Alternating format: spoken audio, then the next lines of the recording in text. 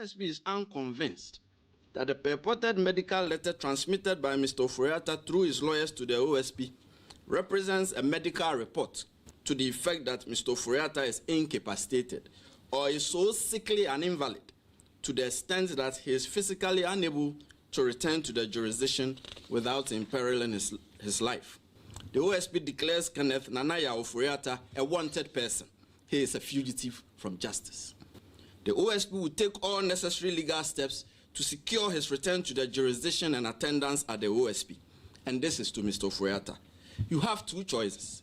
You can either return to the jurisdiction voluntarily or the OSP will enforce your return. Mr. Ofori-Atta, the OSP did not raid your house on Tuesday, 11 February 2025. Our intelligence points us to state that the purported raid on Mr. Ofori-Atta's residence was staged, or at best, an imposter action in an attempt to court disfavor for the OSP and to derail the investigation. On macroeconomic recovery and fiscal governance, Ghana's economic outlook is rebounding steadily. Our administration remains committed to restoring macroeconomic stability through prudent fiscal management, enhanced domestic revenue mobilization.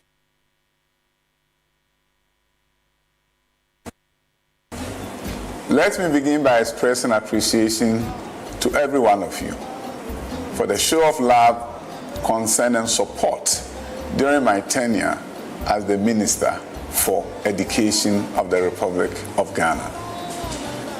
The last few months, wherever I go, people will come to me and tell me how much they appreciate the work that I did for this country. I never expected such commendations from people on the street. My life journey has been defined by service not just to causes but to people. As Vice Chairman of the New Patriotic Party in California, I led efforts that mobilized resources and support for our party's victories in Ghana. Far from home, we stood firm in loyalty and contributed meaningfully to Ghana's democratic progress. But that was only the beginning.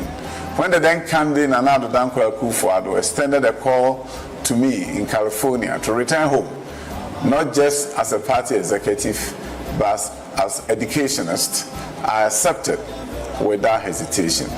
I left behind the comfort of California, where I had founded thriving STEM-focused high schools in Los Angeles specifically, and came home to help reshape Ghana's education system. I returned to serve. We are standing at a critical juncture in our national journey. Ghana needs leadership that is not only visionary, but also deeply grounded in evidence, compassion, and discipline. Leadership that understands that transforming a nation begins with transforming minds. I believe in a Ghana where every child, regardless of background, receives quality education. I believe in a Ghana where all youth has access to opportunity and meaningful work. I believe in a Ghana where every citizen, from farmer to entrepreneur, has a stake in our shared focus. A Ghana where we will wage war against poverty and win. I believe in a Ghana where we fully understand and appreciate that in this fourth industrial revolution, we'll do everything possible for our citizens to acquire the skill set that will lead to socio-economic transformation. With humility, conviction, and a resolute heart, I, Dr. Yawase Edichum, declare my intent to run for the flag bearership of the New Patriotic Party when nominations are officially opened by the party, and eventually, with your support, become the President of Ghana. This declaration is above all a call to action to every Ghanaian who dares to believe that our country can be better, stronger, and more united. I'm offering myself as a servant leader with a mindset to transform our nation. Guys, what they go on? We go election 2024, no go well. We see the results. But Charlie, where we did, we time we will for reflect and see what Ghanaians know like where they no vote for us, and what right now where we did, everybody they talk, no unity day, this one take pass here, this one take pass here. No good for us. MPP, we have values. So what I do, I listen to people say, oh, Brian, make it come, Brian, make it can't do this. I talk to family people, and this matter, you have your own idea, your own vision. Ghanaians have their own, MPP people to have their own. So if I seek alignment, so I form committees, they may they go talk to the party people, may they talk to Ghanaians, and may they find some alignment between my vision and what MPP people go help us and what go Ghanaians in general go help with. So I give them one man say, Charlie, me they bring report, make we see what they go on. But I they won't focus on jobs, food security, youth development, safety. To me, lose over 2 million. It's all a big performance. Now to me, lose over 2 million. Now I saw the country say, "Mo fani panenko."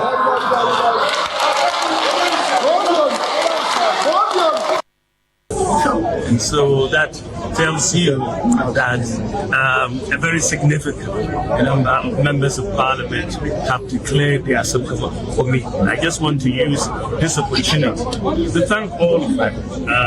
The leader of the group here is Amprachu, who coordinated this, the MP for Bampo. And I believe that this is going to be very, very important because the members of parliament, as you know, control the constituencies to a large extent. And well, the New Patriotic Party has been busy this week. You've seen all what we have showed you. The individuals who have declared their intentions and others who have commissioned committees to test the ground for them to decide on whether to contest the flag bearership or not. Well, the party has decided that January 31, 2026 is a date that they would want to organize the presidential primaries to elect their flag bearer for election 2028. Now, this decision has attracted a number of reactions within the party as well. So stay with us. We'll have a conversation. If the national executives of the party have been explaining and justifying this decision by the National Executive Committee as to whether or not that sits well with some of the other candidates, presidential candidates who contested prior to the 2024 election. That's a fundamental question that we will get into this morning here on Key Point, and then also find out especially what this is expected to achieve. What is the end objective? We'll have some persons join us who will have a conversation this morning here on Key Point. Also, this morning, the Human Rights Court earlier within the week dismissed an interlocutory injunction filed by former Finance Minister Ken Ofori-Atta to restrain the special prosecutor from declaring him wanted. He's been declared wanted already, and as you do know, Interpol has also listed him on their red list on the website. But the lawyers of the former Finance Minister on March 27 filed this motion asking the High Court to order the Office of the Special Prosecutor to remove his name from the list of wanted persons. Now, Ken Ofori-Atta averred that the OSP breached principles of administrative justice by continuing to display his photograph and personal details on its official website and social media.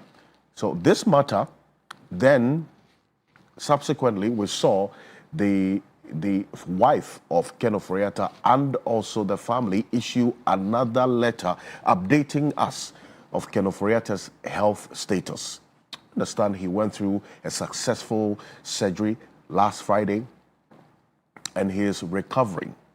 Now we got a hint of how long it will take for him to recover. We understand 3 months minimum, 3 months minimum. And that's according to his wife. So then question is, what next after this update?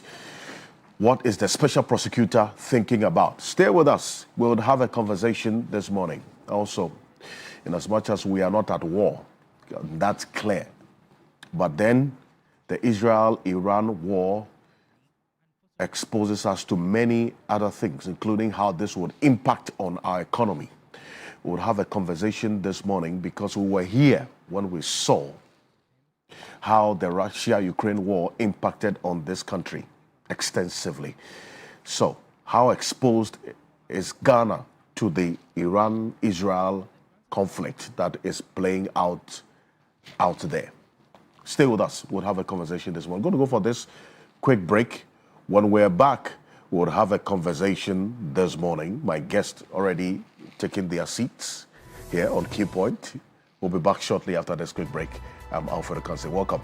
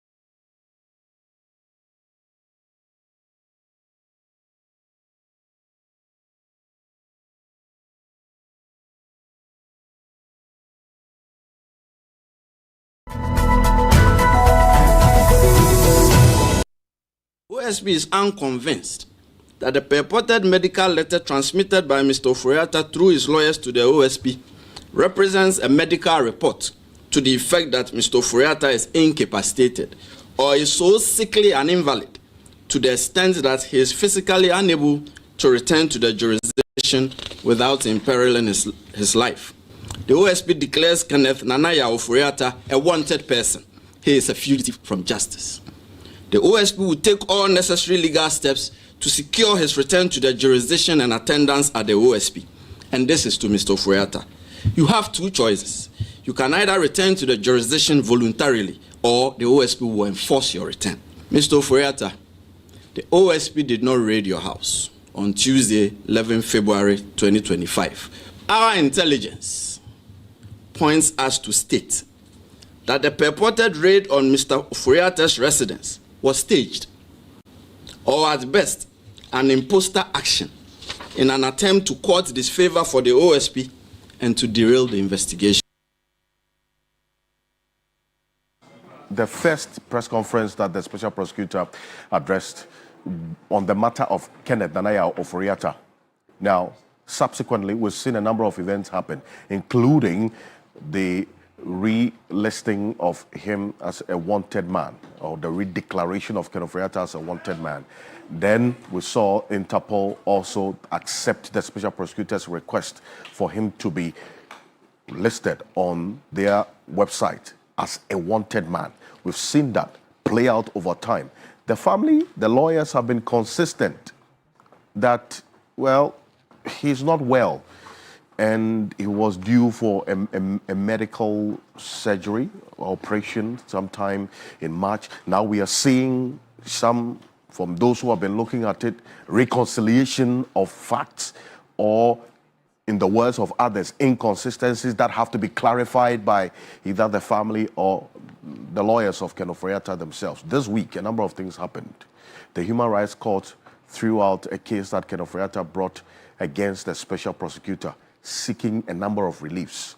Well, these are the reliefs as far as we do know, and this is it. First off, he was seeking a declaration that the defendant's actions, that is the special prosecutor's actions, constitute trespass and a breach of privacy, general damages for trespass and aggravated damages for the breach of privacy, a perpetual injunction restraining the special prosecutor, his agents or assigns from entering Ken Ofori-Atta's property again.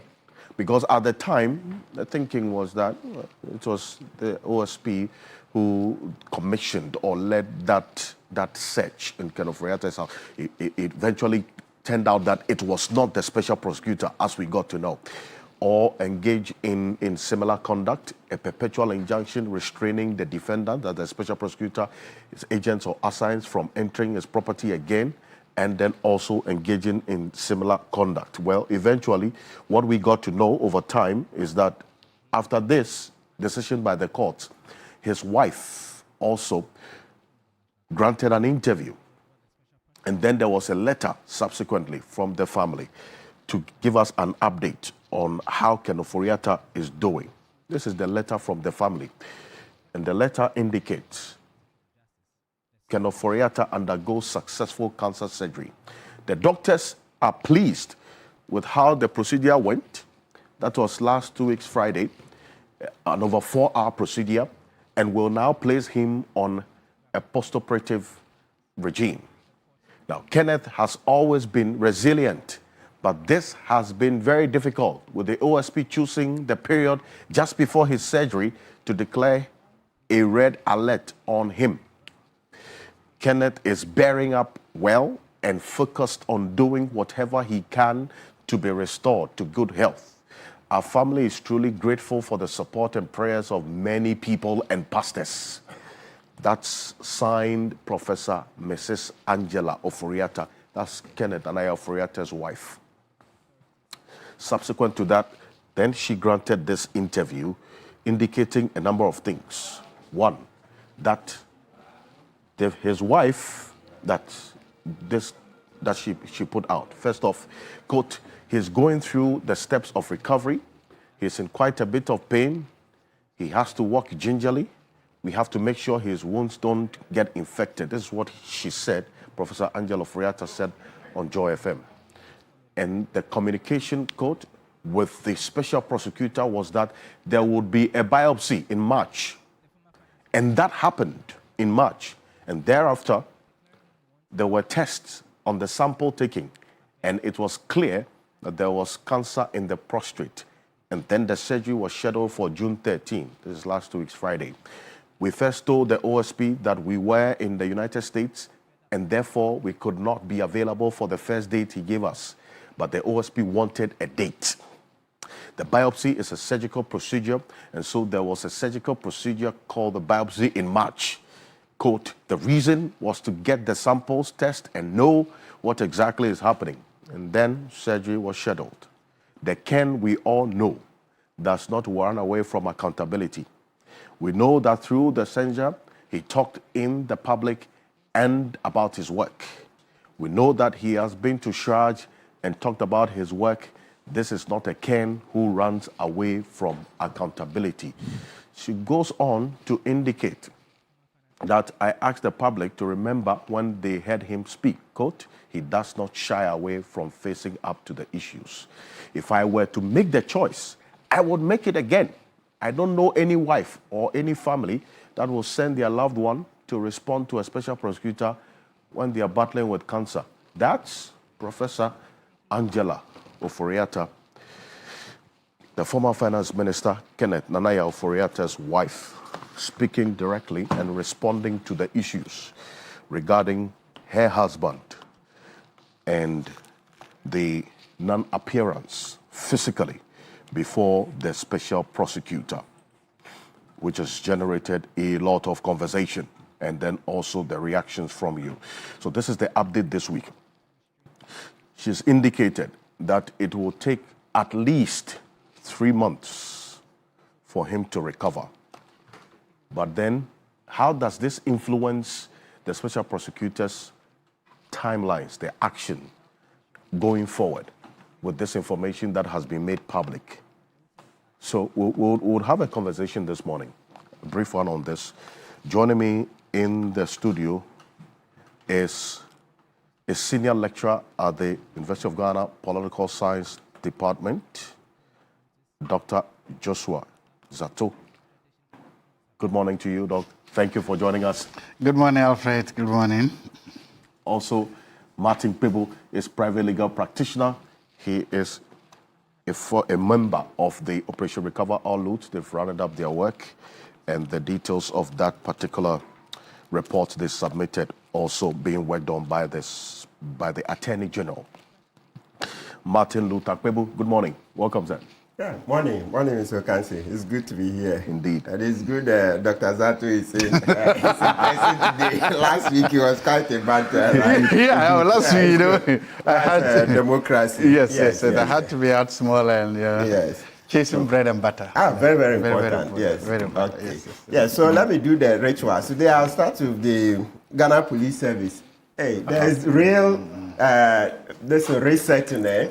I think yesterday or so, the IG and the Police Council gave the well-deserved and long-delayed promotions to certain police officers, right? These are a lot of promotions that had been hanging on, had been delayed, etc. during Dr. Dampare's regime. Yeah, it was causing a lot of disquiet, a lot of disunity and despondency in the police service. But IG, has done the proper research in giving police officers what is due them. It's good. So I'm sure that will lead to a greater morale in the service and better outcomes, especially in the fight against Galamsey. Because, look, we can't continue to play the ostrich, right? Because, just yesterday, Joy FM aired a documentary, Erasmus Asaredonko, with another, revealing very, very, very terrible Galamsey ongoing in the Amiaso forest, right? With military giving cover.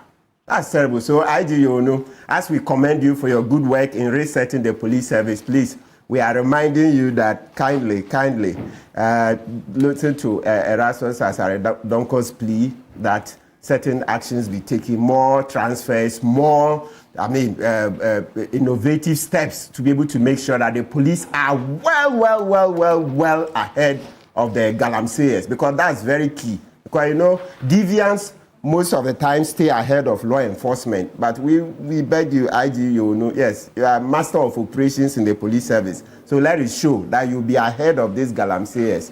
Thank you. Oh, of course, and among the promoted persons, ACP Solomon Colley, lawyer, yes, right. Lawyer in the police service. So ACP Solomon Colley, yeah, congrats, and the rest of them. Fantastic. Then, as usual, let's go to Yas Antwa, Sofa Ekufu. Yes, once again, we say good morning. Ghana loves you for what you did during the Ekufu-Addo administration. Ekufu-Addo is your relation, but you never missed an opportunity to criticize him for bad governance, right? From the DDEP to other issues of governance. Yes, you stood tall. You didn't think that, well, because she's your relation, you would keep quiet to just make your family look good. You did the right thing. And we'll continue to repeat your stellar conduct so that others can copy. The fact that your relation is in government doesn't mean that keep quiet. No, if something goes wrong, speak up. I supported JM, but since JM took over, when issues come and they are not in his favor, I speak against him. It doesn't mean that because I voted for him, hook, line, and sinker, I should support everything he does. No, that is what we are looking for, that more Ghanaians would speak up. More Ghanaians would depart from saying, oh, I was born into this party, so anything the party does is good. No, we can't do that. And I'm happy, at least in the last elections, we've shown that we are departing from that attitude. So we need to continue to pat ourselves on the back and, of course, hope that we'll do better, right? Because always, let's remember, civilization started from Africa. Civilization started from Africa, so we have to do all that it takes to take our rightful place. Yes, rather why to come and learn once again from us. Thank you. And then my Gamanche, last one, Gamanche and Osi-Adeyo. Yes, Mr. Ocansey, I've heard about this judgment that Gamanche's name should be removed from the register of chiefs.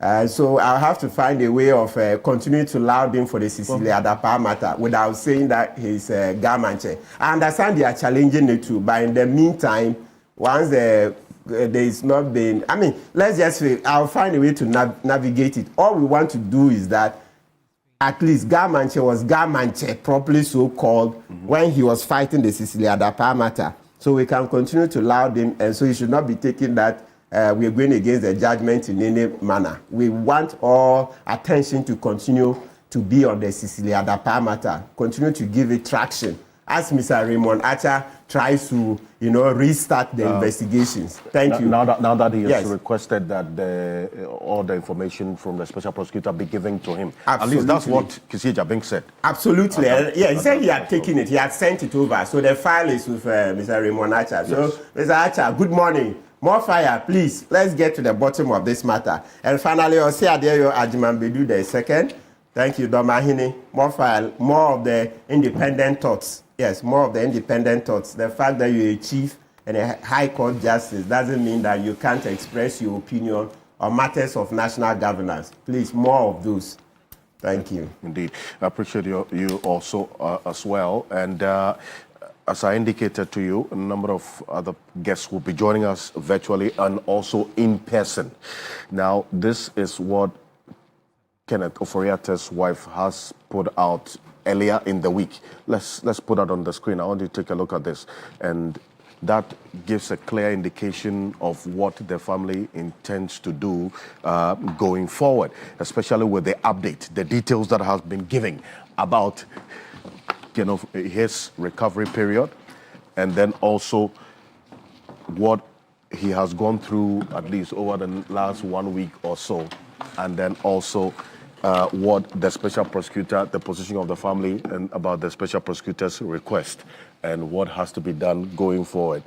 Also joining us is a professor of political science at the University of Ghana, Legon. There's an article you wrote that somebody sent me within the week. Very interesting, we'll get into. It's been a long time that he's been on the show, very uncharacteristic, but it's understood because he has to work for God and country, as he's always said. He is the Chief Executive Officer of the Ghana Shippers Authority, Professor Ransford Edward Van Jampo. Good morning. Morning, Alfred. You know, over the last couple of days, government, as part of the measures to address Galamsey, has said that all excavators that are brought into the country be registered before they exit the ports. Some excavators that have legally been brought to the ports have had to be kept at the port pending registration before the exit. But I know that it is also a requirement that to be able to bring excavators to Ghana, shipping lines would have to obtain the permit from the Minister of Transport.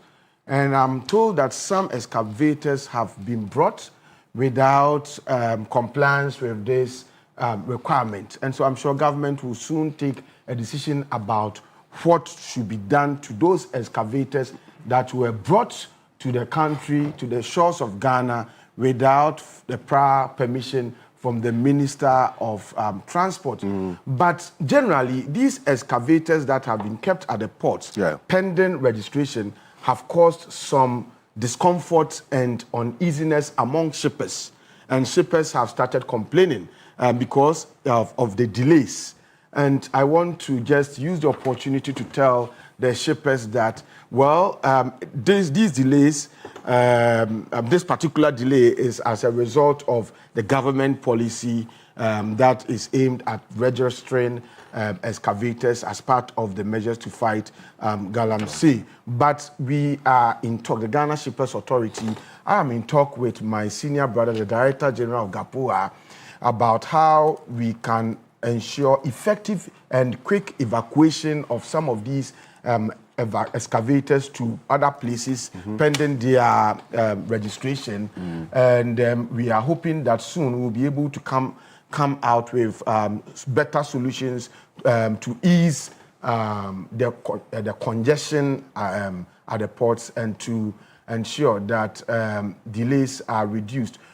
From next week, I think I'll also be in talks again with the Director General of GAPUA to discuss with shipping lines about the need for them not to use the delays in charging unnecessary demurrages on shippers, because this is not... That's a big issue. Yeah, it's not their fault. It's as a result of government's policy, government policy. And so we will discuss with shipping lines and, if possible, plead with them that this shouldn't be used, the delay should not be used as a license to charge more demurrage on shippers, and that we are working around the clock to ensure that we decongest the ports. So shippers, we stand with you, we are working for you, and I'm sure that sooner we would be able to bring a finality to this problem of congestion at the ports. But having said that, I mean, I greet all of you. Martin, I trust you are well. My colleague, Joshua Zato. Now I'm here in person. So, but let me say that. Let me say this as part of my preliminary comments today. I'm going to tone down a little on some people. I don't want to mention their name, but I'm going to tone down on them because they themselves have reached out to me that, oh, please focus on your mandate and leave us alone. I'm just going to leave you alone, but if you misbehave, I'll deal with you. Okay. They know themselves. But let me make this point. Quickly. That you see, suddenly, President Mahama is being touted accolades from some people who had criticized him severely. Now he's being told that he's the most prepared president in Ghana. Now, some people are saying that Atuforsen is the smartest Minister of Finance we've ever had. Now, some people are saying all manner of things. I want to say that, look, whether Mahama's accolades are touted or not, the reports of oral would be implemented, and nobody would be made to live in a fool's paradise. I said we are kids. All of a sudden, you're Mahama Mrani. I mean, how? So you can continue to praise him. Well, if it is good, it's good. But the point is that we tell President Mahama that regardless of whatever people say about him, that he is doing well, that is the most prepared president, now people have started taking to a certain posture. And it is curious, and I'm surprised. But we are saying that, look, we will collect our money. Wherever monies have been kept, we will collect our money. Even if you praise him or you don't praise him, the right thing would be done. And it's important that we put this on record and we let President Mahama know that he should not be swayed. Attorney General and all of you, don't be swayed by these things. Let us go and get to the bottom of everything that is being, every matter that is being investigated, regardless of whoever is involved. Thank you. Well, there was a petition that not a petition, but a notice that I received from some persons to you, Professor Jampo, Ghana Shippers Authority, about the demurrage matter. Yeah. So it's good that you even went ahead of me to say, but that's a concern that has been raised by quite a number of people. I received an email ahead of this conversation this morning, knowing that you were going to be here in the studio. So the dear shippers, we are working for your interest. We are concerned about the demurrage, and we are also, like I said, going to have a meeting, including the shipping lines, and we would hope to be able to make sense to them that, look, this particular delay is not your fault, and that it's as a result of government policy. Okay. And the policy is well intended, but it may have its issues that it may have created, especially the congestion of the port. So we hope to be able to convince shipping lines that they should handle this particular matter with a certain clemency, so that we don't impose unnecessary demurrage on shippers who didn't cause, the problem. Well, Professor Jato, all is well on campus? Yes, I didn't get. I want to get more into the initial brief comment, the rituals. Right on. Something tells me that the three of us are going to be meeting here a lot, often. Oh. Something tells I can read. A subscriber told me that. We stay alive, why not? Yeah, exactly. So because of that, it means these things are going to happen a lot. Certainly. So, thank you. You just talked about the Galamsey, and I think it's very good. This week, the civil society organizations in the Galamsey fight have come out with their verdict. We are losing the war. It's an existential threat. We are losing the Galamsey war. That is not. We have not even begun to turn the tide. We've not even begun to see even the most basic of results showing that we are doing well. And they are complaining. They have told us that we are losing the war. Whatever they are asking for, please, I think that we need to treat this thing. You see, we are likely going to forget. We are getting into a political season before now, and when that happens, such important things may be pushed to the background by the media, because, they are always chasing the next headline. So please, we are losing the Galamsey war. Everybody is saying, every independent person, they're going to say we are losing it. We need to redouble our efforts. We need to go out there and get something done. Now, the second thing I want to talk about has to do with farmers. And especially farmers, those who farm what we eat. Food inflation has always been a very big problem in Ghana. Now is the farming season. Every farmer in Tumu, in Wallinjang, in Sake, in Kunchoko, in Chalo, in Basisan, they are going to the farms today now. And they are all depending on what's the name? And they are all depending on diesel to farm. Right. It costs about 400 to 450 cedis or so to farm a single acre. Just imagine how much it is. And you will need about 3 bags of fertilizer for a single acre. A bag of fertilizer is almost about 400, 300. So just put together, you need to raise up to 1,000 cities plus just for 1 acre. So far, government support for these poor farmers has been very minimal or non-existent. So we need to find a way, because if we are able to do well and we are able to get a good harvest, then it's going to directly impact the food inflation, and it's going to make sure that we're able to feed ourselves well. We spend a lot of money importing food that we should be able to produce ourselves. So my appeal to the Minister of Finance is to make, look, most of the fertilizer used on the farms is imported. The dollar is dropping. So we want to see that it should be able to translate into lower fertilizer prices for our dear farmers. We should be able to see that.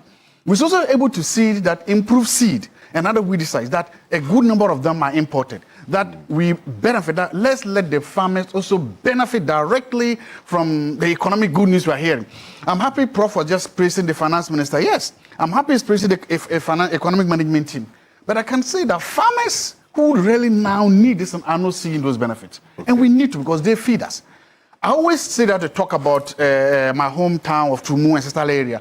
Not because I'm just from there, but because it is one of the leading maize baskets of this country. Right. The best maize in Ghana comes from Sisala land. And Sisala land has West Road. And this is one thing that I've said publicly on record when MPP was in power. I told them, you are failing Sisala land, you are failing the roads. Government is promising a big push. My big prayer is that, Prof, you will help me to lobby the government. Martin, help me lobby the government. Alfred, help me lobby the government. Let them do the Sisala roads. The two of them will do that. No, you two will help. You can use your media. So that, because if we improve those roads... Why the two of them? Yeah. No, he's closer to government. Jampa will help. If you do that, if we improve those roads and access to agriculture, it will affect the quality of the kenke or the banku you are eating. It will affect the price of the kenke you are eating. It will make sure that food inflation generally comes down. At the end of the day, it will put some good money in the pockets of farmers. I'm a farmer. Right. I'm trying to do some farming myself, so that's it. Finally, I hope that you see that I'm surrounded by Professor Jampo and Martin. I hope they don't gang on me, and I hope they don't, throw all their fires at me and try to cow me into docility. No. I hope they do it. But thank you very much, and let's start. Just a little small point. A little small point. Okay, quick one. Until the Galamsey issue. I think.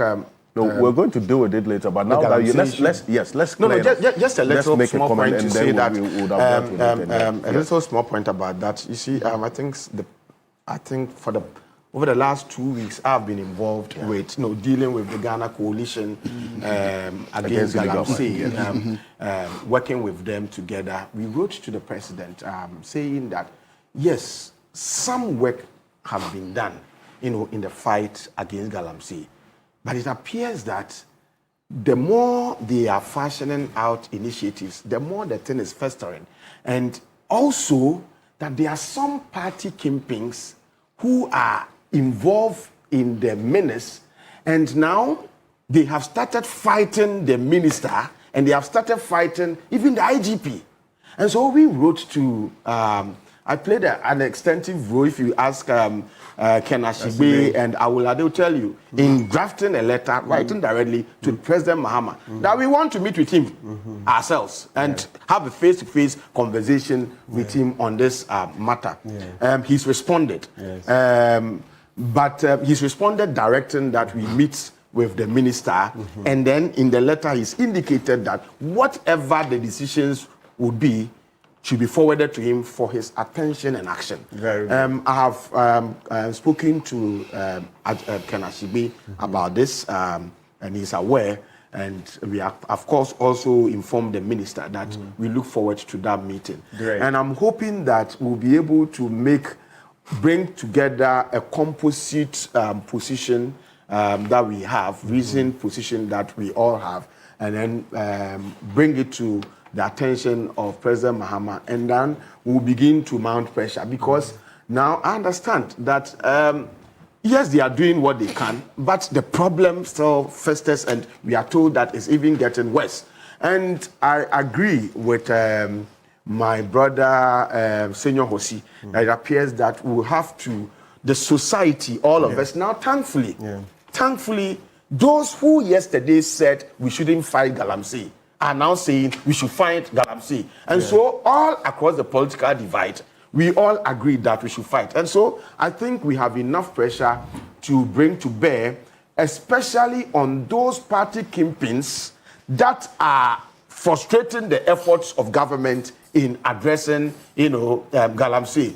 We have enough pressure that we can bring to bear on them to ensure that we tame this particular problem. And yesterday, I was having a discussion privately with an MP. And those of you party bigwigs who are doing it, very soon, they will begin to be mentioning your names. And then we will demand that you are either sacked or some sanctions, punitive sanctions are applied to you. We cannot, you see, it would not make sense for anybody to say that Galamsey was bad yesterday and today is good. An existential threat that is killing all of us. It cannot be bad yesterday and be good today. And so we all have a responsibility to ensure that we keep the fight, we sustain the fight on the front burner of public discourse. And some of us, we vow to do that. It's just that we are busy elsewhere, but we are still working with all the coalition members. If you ask Ken Ofori-Atta, I played a key role in the letter we wrote to the president, because having been briefed, I had a personal conversation with Erastus Asare-Dawko. The kinds of things that he told me, in spite of his admission that a lot have been done, but a lot is also going on, I suggested to them that no, then we have to meet with the president directly about it. President Mahama has responded. I'm hoping that we're going to have a fruitful discussion. The Ghana Coalition Against Galamsey, illegal mining, we're going to have a fruitful discussion with the minister, and the outcome will be forwarded to the president for his attention and quick action. And President Mahama, I would plead again with him that one of the factors that also make the NDC popular in the lead up to the 2024 elections was the fight against Galamsey, and also President Mahama's own quick response to signing our social contract we submitted to him, calling on him to pledge that within few months of getting into within 3 months of getting into power, he will put in place measures to address Galamsey. We applauded the swiftness with which he responded to our demand in signing that contract, and so because of that, we expect more. Okay, it is better to do more and to be tagged or to be labeled as the one under whose administration we were able to address the menace of Ghana, because you are hunting for a legacy, and so it will be a great legacy for you if you are able to do more to bring this menace under control. And I really sincerely plead that you are a listening president. At least you are not fighting against the coalition fighting Galamsey. At least you are not tagging them as being in bed with the opposition. At least you are not sponsoring splinter groups among the coalition that is fighting Galamsey. At least you are listening. At least your minister is not snobbish. At least your minister, when he's summoned to meetings to talk about Galamsey, he shows up. At least your minister, when he sent a message that this and this is going on, he would respond. And so at least there is hope, but the facts still remain that we still face an existential threat and something more drastic. We are calling for a declaration of a state of emergency. And I'm saying that what will happen? Would NDC lose power if today a state of emergency is declared to fight Galamsey? What will happen?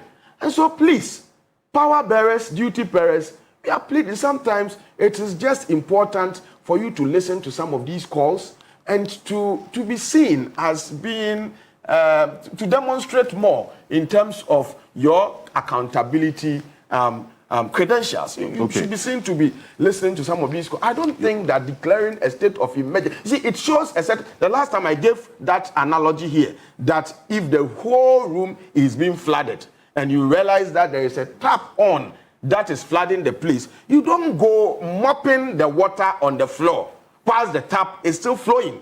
And so the sensible thing to do is to lock the tap before you begin to mop. And so the point is, let us lock the tap by first of all declaring a certain state of emergency. If for nothing at all, around the enclaves and areas where Galamsey is taking place. Then once locking the tap, then all the other interventions that we are putting in place as a mopping the floor, then will become sensible. Otherwise, in our fight against Galamsey, we will continue to be fetching water with basket. The more you put in place measures to deal with it, once you have not declared a state of emergency for people to see the state, the seriousness of the matter, they would also be doing, because some party people feel that it is also our time to also go into the pits and to go destroy the environment. I don't think that we will have to allow some of these things to go on. So, President Mahama, please. Okay, thank you. A number of messages coming through even on this one. No. Dr. Zato, you wanted to... Yes, I just want to say that, thank you. I'm happy that Prof and all of us here have agreed that Galamsey is an existential threat, we should do it. But there's something that is happening. We are often told that His Excellency the President is a listening president. We've been told again and again. But the Ghana Catholic Bishop Conference have gone to meet the listening president. And they've told the Mr. President, declare a state of emergency. He hasn't listened to them. The Ghana Catholic Bishop Conference have gone to meet him to say, Mr. President, repeal, not amend the LI. He has not listened to them. Prof is saying, he and the coalition, they've also gone to meet him. And they've all told him that, Mr. President, repeal the LI. He's not doing that. Declare a state of emergency, he's not doing it. So it becomes difficult to reconcile those two narratives. Okay. So if he's a listening president, what kind of listening president is he? Because the people that matter says, this is what will cure. You've not listened. You don't listen. So there's the rhetoric that he's a listening president, and then there's the reality that he's not. And so far, the facts on the ground, just this alone, just indicate that he's not listening to them, or you're not speaking loud enough. Either way, if he is a listening president, he will listen and do it. He has not done that. Therefore, he is not a listening president, or he chooses what to listen, and how to listen. Either way, maybe he's thinking this is not this is not so important, so significant for him to listen. Oh, but the bigger point is, no, I'm saying that I'm just giving you. I'm not saying. I'm saying repeal the LI. Everybody has said it. That's not the only measure. No, somebody can make using. Martin, let him finish. I have a response. Can I make this bit? But you let him finish. You see, I said this was going to happen. Look, I'm simply saying that. No, I said it. All I'm simply saying is that it's a very simple. There are two. I want to use some indicators. Sometimes you use a framework to analyze an issue. The indicators I'm using is this. One, this is the narrative is this is a listening president. He will listen, he will act. That compared to the former president, this president listens, and this president will act. He will act differently. That is the framework. That is the narrative. That's the theory. Okay, I want to apply that theory, that normative theory, to an empirical case. Here is the case. LI on Galamsey. Everybody, the media coalition, everybody, Ghana Catholic Bishop Conference, everybody says that repeal it. Parliament is back. We've seen Parliament even do emergency things. They use emergency to pass the D-levy. Why can't they use emergency to repeal an LI, which is an existential threat?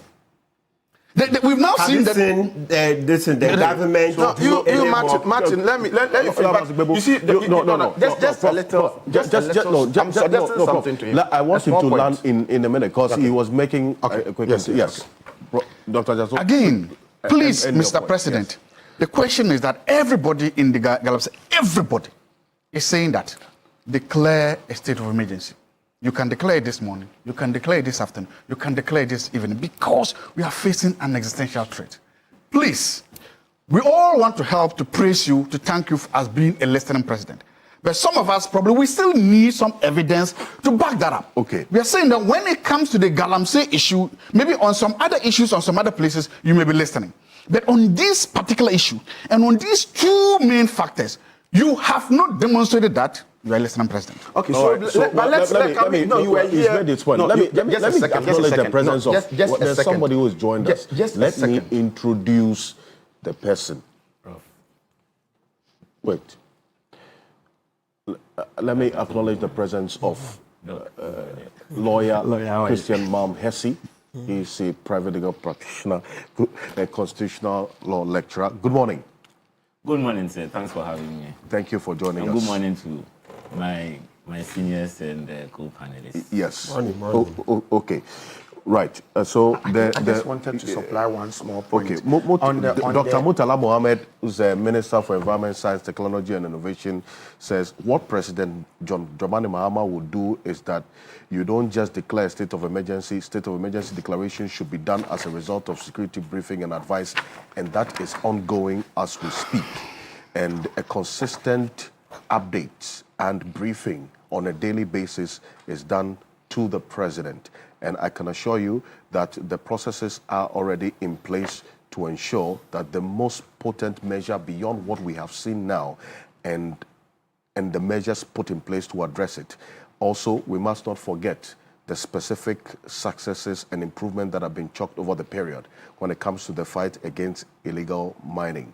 President Dramani Mahama has actually engaged those clothed with the capacity, security-wise, to advise him on these issues on a daily basis. So that is the information. Just a quick one. So Murtala, thanks for that intervention. But just to make the point that you are mentioning Catholic bishops and all other members, some civil society, who all maybe you may not be aware, but all these groups also are members of the Ghana Coalition against illegal mining.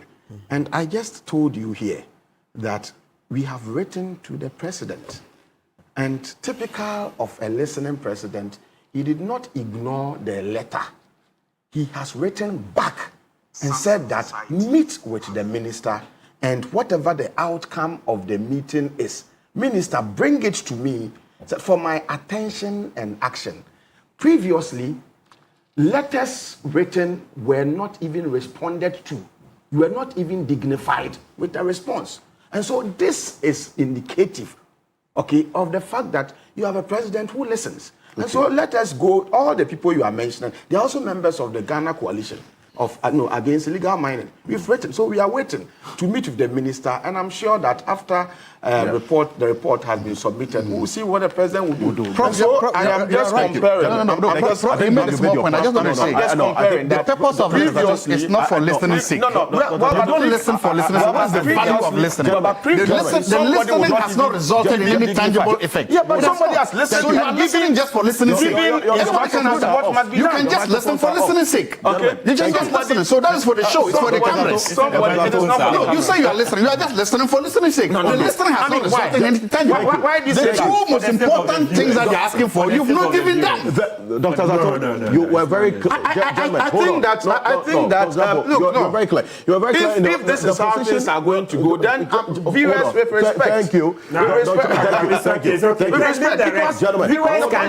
discerning. They are discerning. So this president is different. We wrote to you, President Akufo-Addo, we wrote to him, he never dignified us. Giving them Saka. What do you mean? What are you talking about? And you have a president who responds and saying that, look, I've heard what you are saying. I'm ordering my minister to do X, Y, Z. And you are comparing and you say you're still not listening. You have indicated what is your understanding of listening then? You have indicated what you have done. Thank you. Now, Dr. Zato, when you were talking earlier, you indicated that you're going to have to make your point. I've been very consistent in allowing you to make your point to the end. I don't want the interjections. Okay? Yes. Thank you. I respect that. So that we would have a free-flowing conversation. And I'll make sure that when it is your turn to speak, I will give you the time to do that. Thank you. Without any interjections and obstructions as well. Okay? Right.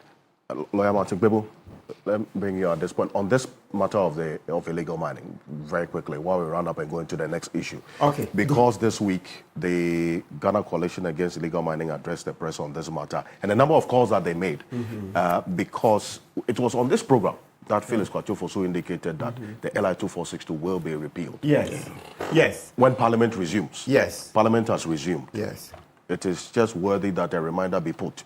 Yes. And that is not out of place, is it not? Absolutely, yes. So they give the government a reminder. Yes, and it's not Felix. This Ofosu alone. Yes, they've all agreed. So it means that it's coming. But you see, me as a citizen, all right, what I look forward to is the reality on the ground. In the absence of the repeal of the LI, do we have a situation where we've given more permits to people to mine in the forest. Yes, no. Have we increased the activities that the repeal of the LI will curb? No. Because the key thing is that, and the president himself has repeated ad nauseum countless times, that there will be no mining in the forest. The president has repeated countlessly that there will be no mining in forest reserves, right? So, for me, even though the LI has not yet been repealed, it doesn't mean that I begin to say the president is not listening. Rather, I'll look at his actions. Has one single permit been issued that gold mine in forest reserves? If we don't have, then it's okay. Let's give the government a bit of time. This is far better than Akufo-Addo, who was giving Saka all the protection he can to Chairman Wontumi. When the same Catholic Bishops Conference, it was in Ofori-Atta, the same Catholics that you are calling, Dr. Zato, I'm also a Catholic like you. Okay. When the Catholic Bishops Conference coincidentally met Akufo-Addo in Ofori-Atta, then Ashigbe asked the question about Chairman Wontumi. The president recklessly, Akufo-Addo recklessly said Akunta mining was not mining in any forest reserve as he spoke. Now, you know what that did? It chilled our case with the CID. You think what was Ando Kofi and Dampari doing? They were watching the president. And so when they see Akufo-Addo jump to the defense of Chairman Wontumi, his Ashanti Regional Chairman, what do you think they would do? Okay. They are trying to protect their jobs. You haven't berated Akufo-Addo for that. Zato, have you berated Akufo-Addo for one moment on that? Then today, you are once again smoking mirrors. Always smoking mirrors. Smoking mirrors day, night, I mean every hour. It's not on. We were here. I spoke against Akufo-Addo on that. Now, Zato, pull your record on Akufo-Addo. Pull out your record on Akufo-Addo when he was giving out Saka to Akunta mining. Please, enough of these smoking mirrors. Enough of it. Ghanaians are discerning enough. So for me, what I'm looking for is what is happening on the ground. Once the government hasn't issued any more permits and it's not giving Saka to people involved in mining in the forest, etc., I think I would give government a bit of time. And most especially, at least, since we changed government, Wontumi was hauled to the CID, and the CID are on the case. For how many years? Let's repeat. When we reported this case to the CID, Ando Kofi and Dampari sat on the petition, made sure that no significant work was done, and made sure that the case didn't go to court, right? When Dampari was, when even Chairman Wontumi was invited to CID, we as complainants were not invited to come witness anything that was done. Police will tell you that usually for transparency, if you lodge a complaint and they invite the suspect to come in, when the suspect is coming, the police will invite you so that you also come to the station and see what's going on, at least for transparency. Yet, Superintendent Inkum and then Godwin Ponyo and the rest, they just told us that, oh, Chairman Wontumi had been invited to the police headquarters, CID headquarters, and had been arrested and admitted to bail. We didn't see. We are many. It's not that they invited us and we didn't go. You see, that was part of the cover-up. And afterwards, we were told that, oh, they've done a lot of work. The case will soon go to court. And that was it. We wrote twice and sent Ando Kofi, COP Ando Kofi, a few WhatsApp messages asking to meet her. She never met us again. She met us only once.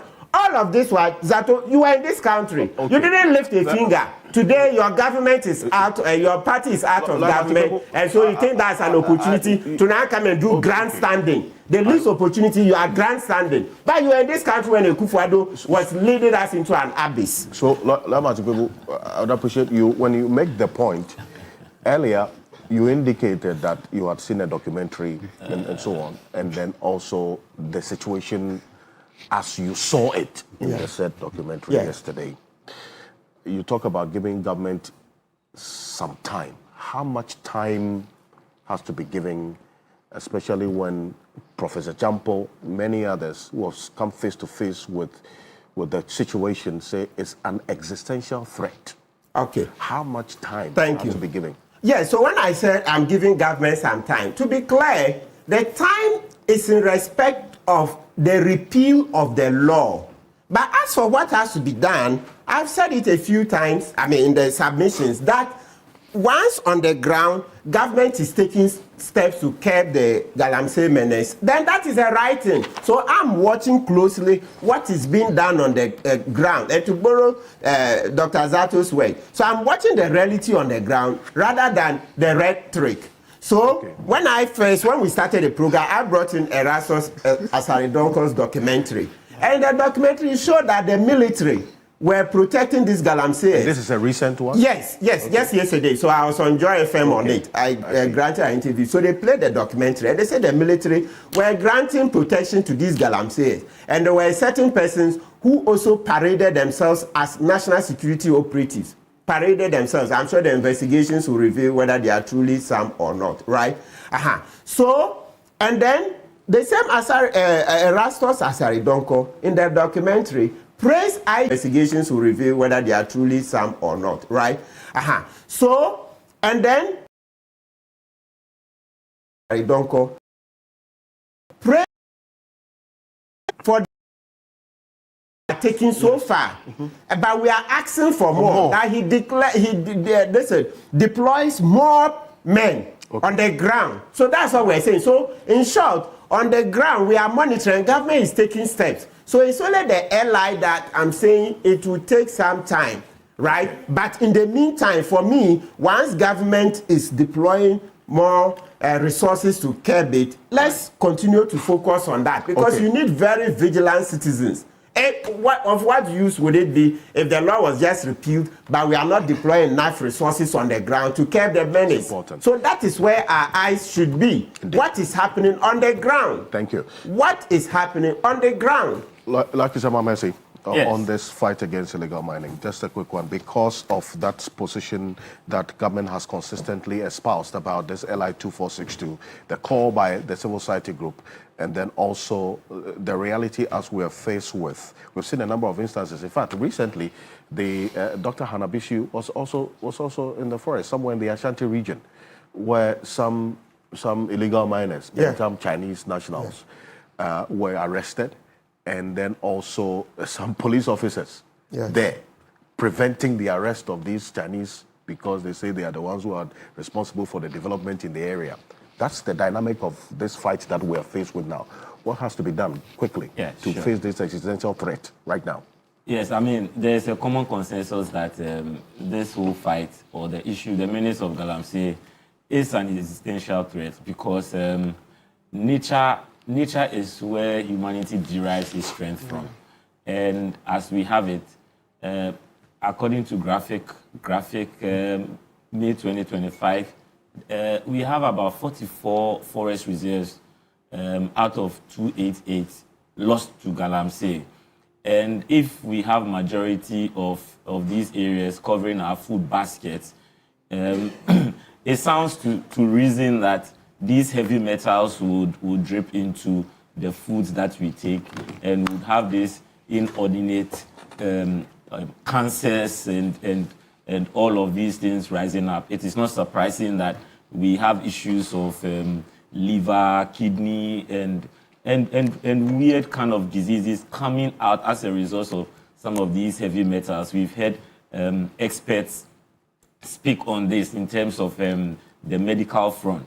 Indeed, there should be a structured and a more decentralized way of dealing with this, spanning from military or the security apparatus, because in any territorial jurisdiction, when anything happens to do with the existential threat of the state, national security is involved, and the security architecture to deal with it is very, very important, just as it would run parallel with political will.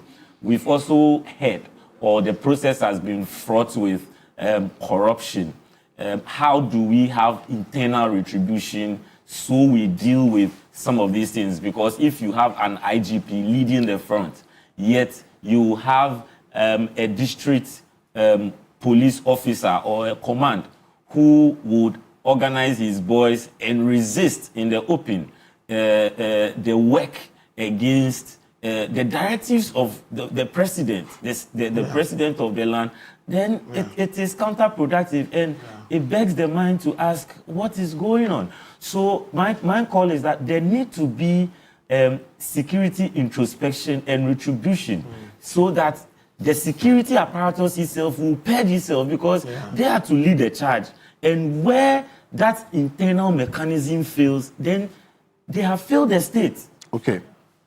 Thank you very much. So 14 after 8 here on Key Point. We're live on 3FM 92.7. Mr. Ocansey, can I read a short message? On TV3 Ghana on Facebook. Actually, I need to move on message to read. It has nothing to do. I just a correction somebody sent me. And then me too, just 10 seconds. A correction. Oh, then we all have messages here. A journalist from Tumu sent a message that the figures I gave for the plowing, but they are not correct. Right. So I said it was 400 to 500 to plow.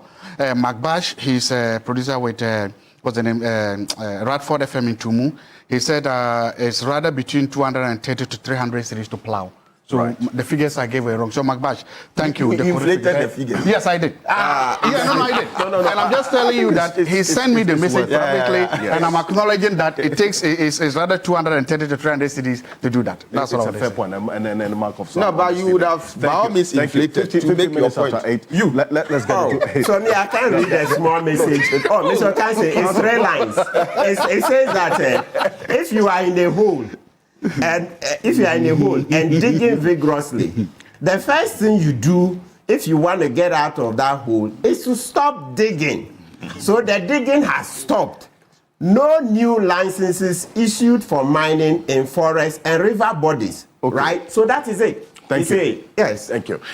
Let's get into the next issue and talk about matters that have to be acted on, and then also the expectation of the public on fighting Galamsey is another form of corruption, is it not? And then also what state actors have to do as well.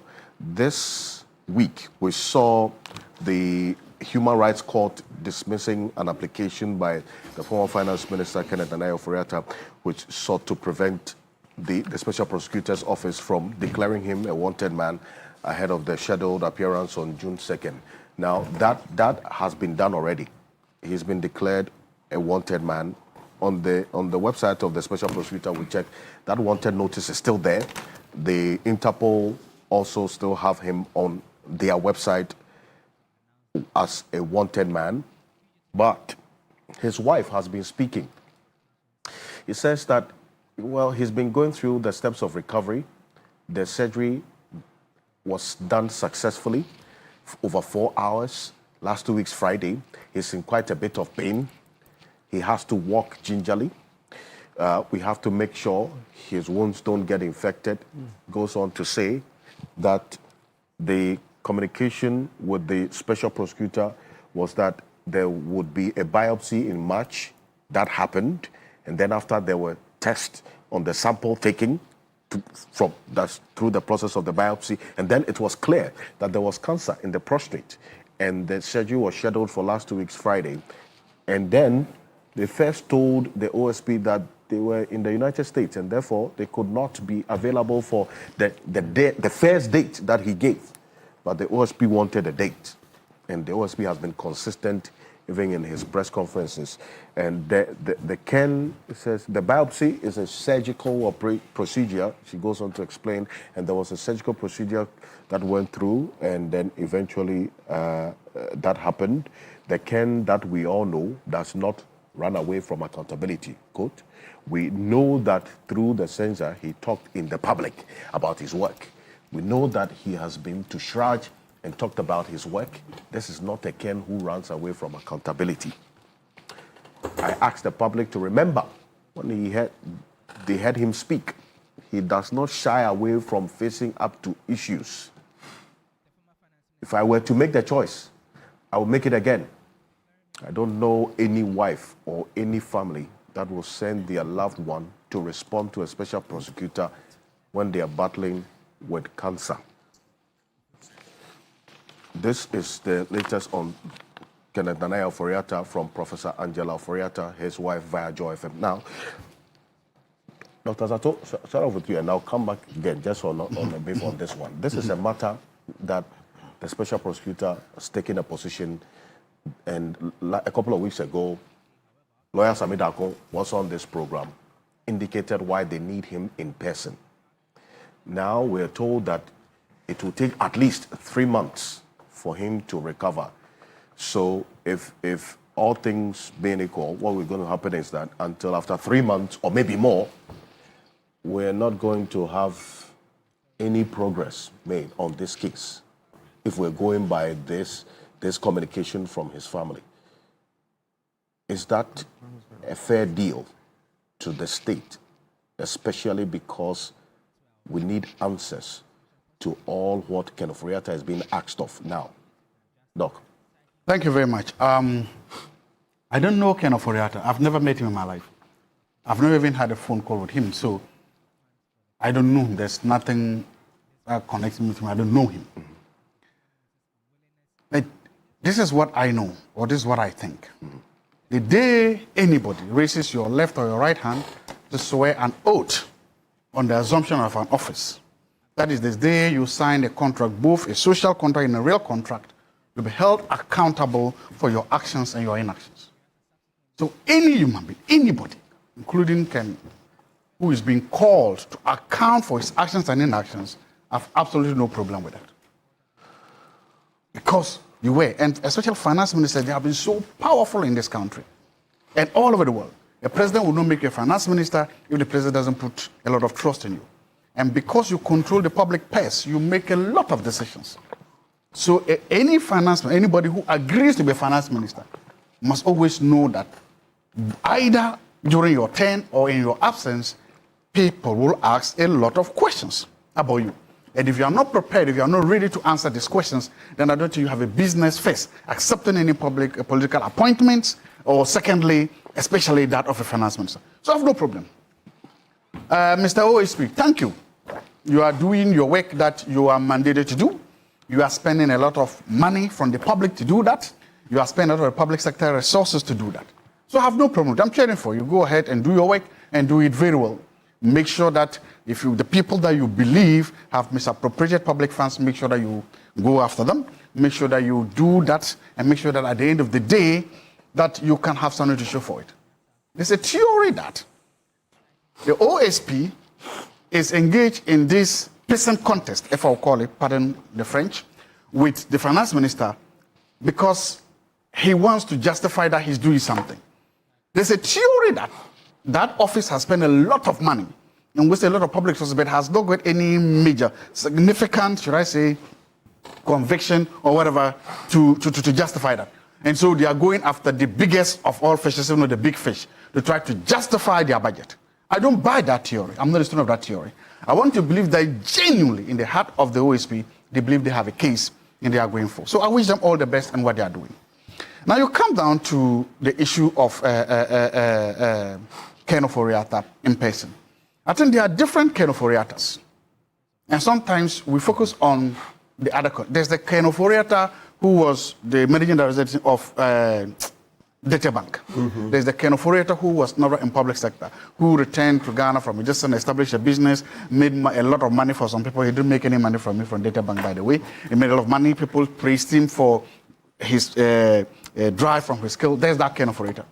And then there's that Ken Ofori-Atta who in 2017 became finance minister up to now. What the family is trying to say is that in whatever we are doing, let's know about these two Ken Ofori-Attas. Ken Ofori-Atta, the human being, Ken Ofori-Atta, the man, Ken Ofori-Atta, the husband, the Ken Ofori-Atta, and then the Ken Ofori-Atta who's ready for his, who was in the public sector, and he says, again, I think that he has every resource to get some of the best lawyers to defend him, to defend his rights. But questions about this must be answered. I'm looking at the tactics of this OSP anyway. So far, you have issued a red alert for how many weeks? It's about how many? 3-4 weeks now. Mm-hmm. Now, today I went on the website of the Interpol. I'm looking at red alert. Mostly, there are issues of people that you can't get. They are not there. You can't get them. You don't know where they are. But this man says, I am in the United States of America. The United States of America is a finite space. So you know where he is. 1. 2. He says, I am sick. No, so I think I just have to put it on that some correction. The person says that's where he is, but the OSP has indicated that he's not there. He cannot go on that tangent to say that's where he is. Here's what I mean. If you go to the OSP's website, the wanted notice has 6 locations, possible locations of Ken Ofori-Atta. 6 of them. Guyana, you have also the United States, United Kingdom, and then you also have, apart from that, Cayman Islands, South Africa, Hong Kong. These are the 6 possible locations the OSP says Ken Ofori-Atta might be. So based on this, you cannot say that the OSP knows where he is. Okay, thank you for that. Again, I want to repeat so that it's not known. I don't know Ken Ofori-Atta anywhere, and nobody should interpret whatever I'm saying as an attempt to defend Ofori-Atta. I think he has people, you've seen his family, his lawyer defending and protecting. No. Okay. I'm just talking about public sectors and how public institutions can or ought to sometimes reform and become better. Yeah. So he says he's there. He says he's receiving treatment. Now, if you say there are 6 possible locations, so the argument for the OSP therefore is that we don't know where he is. That's fair.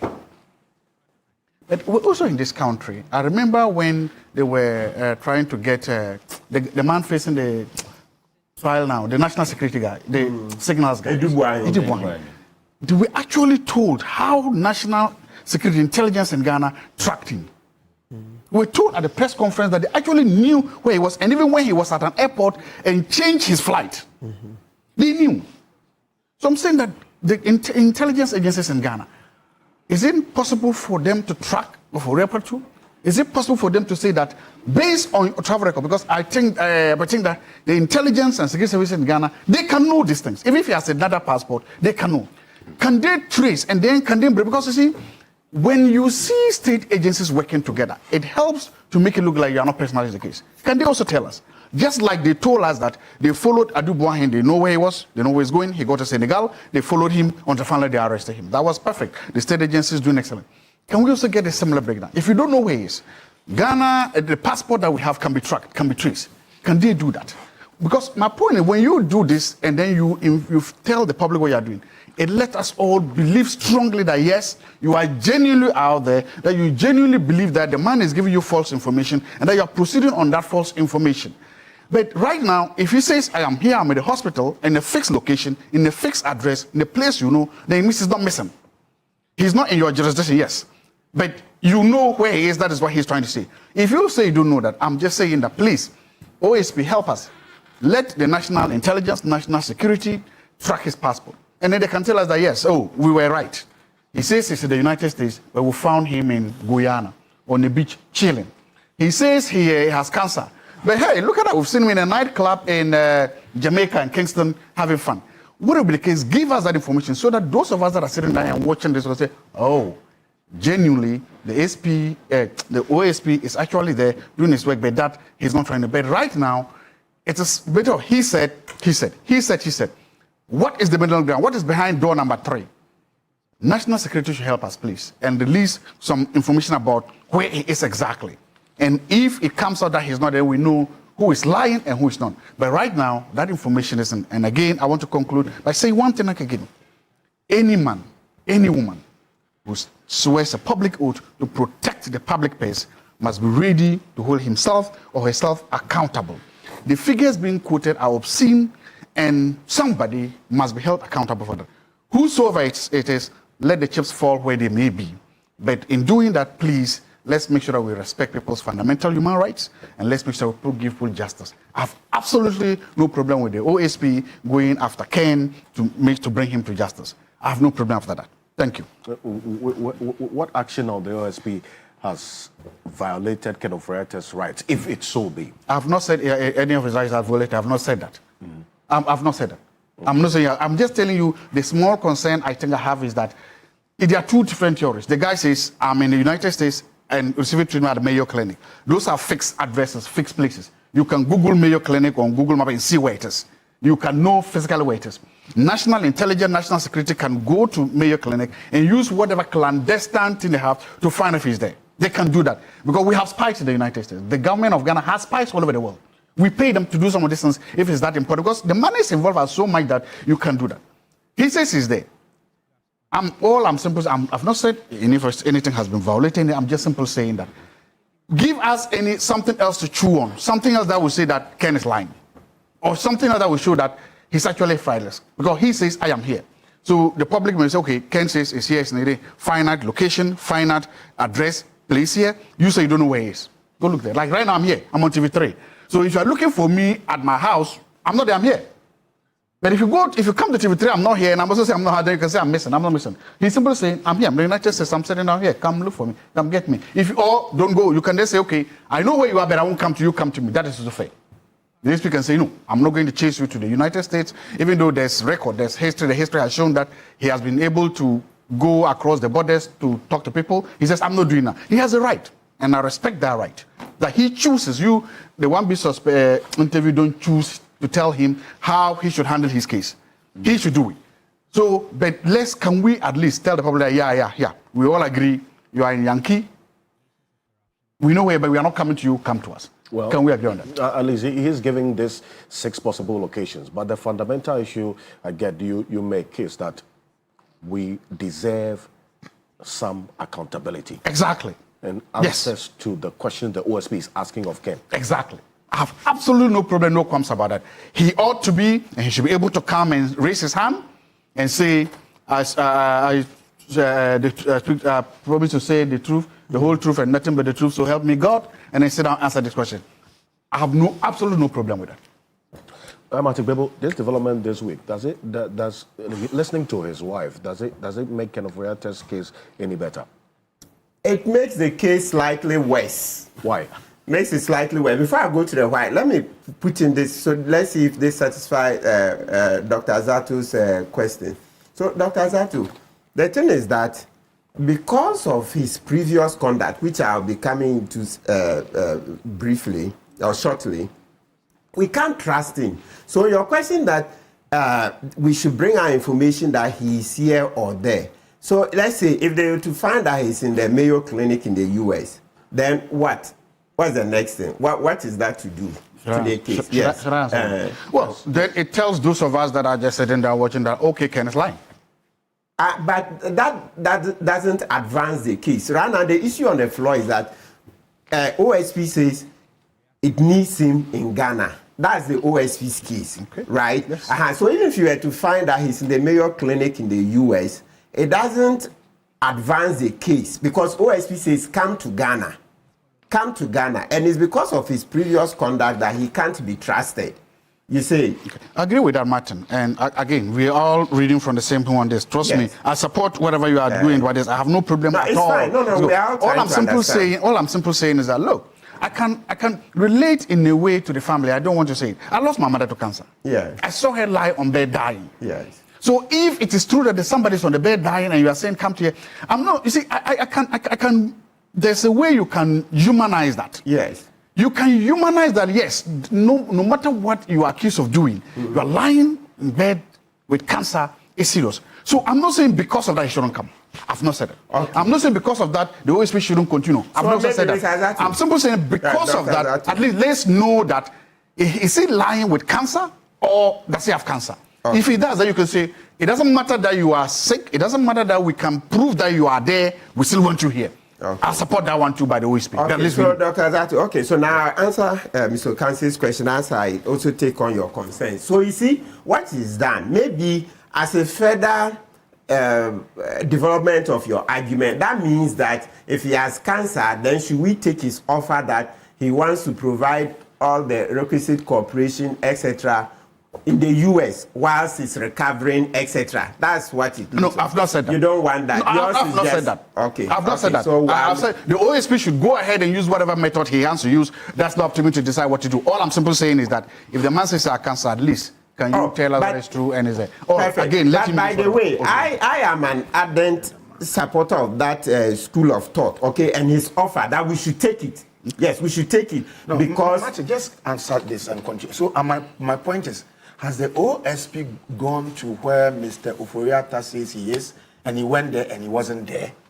Not that we've been informed about. Okay. So what is happening is that, so we try to, the key thing is that for me, because I didn't want us to lose time, and I still stand by that, I still think that the OSP should take his offer. The advantage, that's his offer that he wants to do video conferencing, etc. The real meaning of that, so please, it's not the video conferencing where I'm answering specifically, but the meaning of it. The meaning of it is that he wants to talk whilst he's still in the US, right? Before he comes to Ghana. And I say we should take it because the advantage is that, and there are ways to allow us to take it. You apply to the US government, blah, blah, blah. We have the Mutual Legal Assistance Act. We've referred to it in the previous weeks.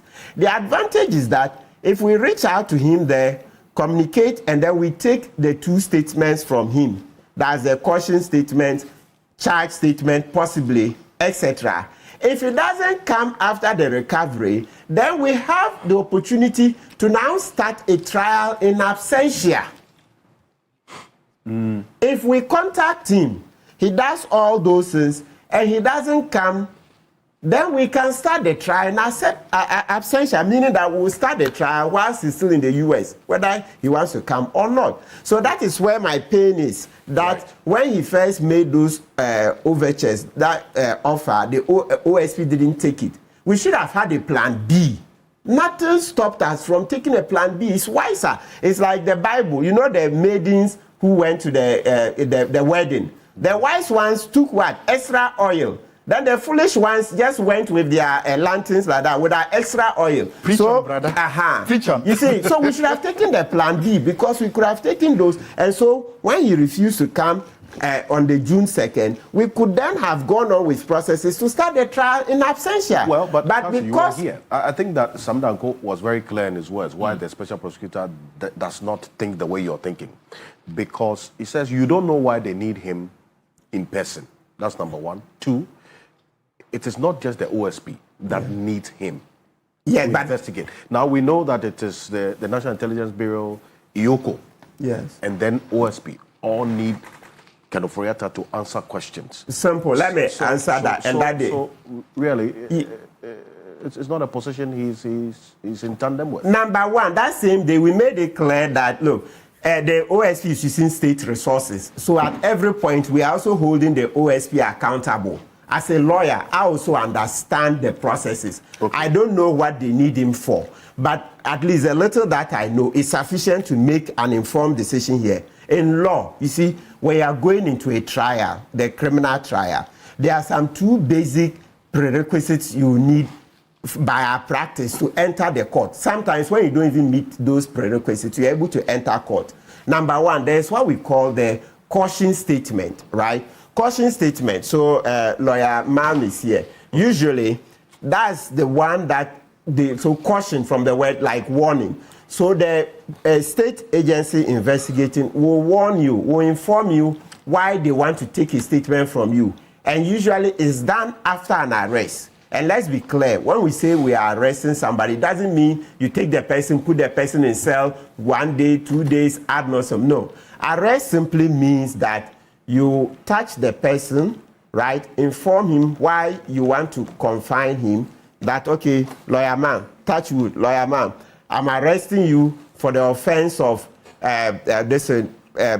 private gain, okay? Using public office, okay? Just paraphrasing. Anything you say will be taken down, blah, blah, blah, blah, blah, right? So we do the caution. Then after those warnings, he will write his response. So that is that exercise we are saying that can be done in the U.S. on our behalf by the U.S. officials. Okay. Or OSP can go there and take that statement. So you see why when he said he wants to do video, we said the meaning of it is that he wants to talk with us in the U.S. So what technically OSP first came out to say is that no, you can't start with video conferencing when you've not done this exercise I've referred to. And I said the meaning is that then go there. After all, OSP went to the UK when it came to the Foster Adam Mahama case. They went to the UK and did that exercise, etc. So in this case, we could have gone. Or if we don't have enough resources to go, we'll ask the US government to help us. And they would have done it for us. So after the caution statement, there's also another statement called charge statement. So this time, you are telling the person that, listen, well, it doesn't matter the answer you gave me in the caution statement. There is also, I'm going ahead to charge you. So you see that we don't charge the person in court. Usually we charge the person in the offices of the law enforcement agency, whether it's police, UYOKO, OSP. So the charging is done in their office. So you then go ahead, well, I'm charging you for this and this and this offense. What's your response? And remember, Ofori-Atta is not bound to give OSP any help. Ofori-Atta can then just say, no comment. No comment, and that's it, and then sign. So the main thing we should realize is that the burden is on the OSP to prove the case. So even if you need him for further interrogation, please, let's repeat. Further interrogation is not a prerequisite to enter court. I see. Ofori-Atta doesn't have any obligation to incriminate himself, to give you the information. No. If he feels remorseful and he wants to spill the beans, you are only lucky. So that is why I'm saying that the other things OSP needs him for, I don't know. But these two things I've said, these two statements, when you have them, you can enter court. Please, with the caution statement and the charge statement, you can enter court. And let me even further repeat, there are some occasions that the accused doesn't want to even write the no comment. Please, when the accused says you will not even write the no comment, you can still enter court. Please, let's be clear. Okay. There is no part of our constitution, the criminal procedure, that mandate. If he says, I will not write, you can't force him. So are you saying that because the person says, I will not write, then you can never enter court? Is that the law? So even the two statements, the accused can say, I won't write. And I'll show you a practical example we're involved in. When the coup plotters case came, the ACP Agojo Mark Palm, on one occasion, you see that when the Attorney General saw that they would lose the case if they did the jury trial, then they decided to change the offenses. Because if you're doing the treason felony in the Act 30, you needed to use a jury. When they saw the selection of the jury, etc., from experience, from the way the jurors, you know, let me be very plain. You can hazard a guess. From the names of jurors, etc., and a little of demeanor, you can hazard a guess that these people will not return a conviction, even though they've not heard. Please, I'm saying from experience. Look, human beings, we don't use just only the scientific things we've learned in the books. We also use gut feeling, etc. So from experience, you can see some names, etc., that this name is not likely to convict, etc. So Godfrey Dami rightly guessed it, that he won't get, he's not likely, the word is likely, he was not likely to get a conviction. So he changed from treason felony and now came under Article 3 for high treason. And so under the Constitution, if you're using Article 3, the high treason, you didn't need a jury. You now needed 3 judges. So Godfrey Dami guessed that with 3 judges, his chances of conviction were higher than a jury of 7. You see, because, you know, by then, the story was that, this is a kitchen knife coup, and Ghanaians were hungry and didn't think that's an important case, etc. So that stopped and then went for high treason. The PIF, all of that is not the important part, but I'll just give you the background. Okay. But my main point is that, so when he changed it and they invited us back to the NIB, okay, previously BNI, our clients refused to write. We refused. We told them we are not writing any statements. I see. And then the case was taken to court.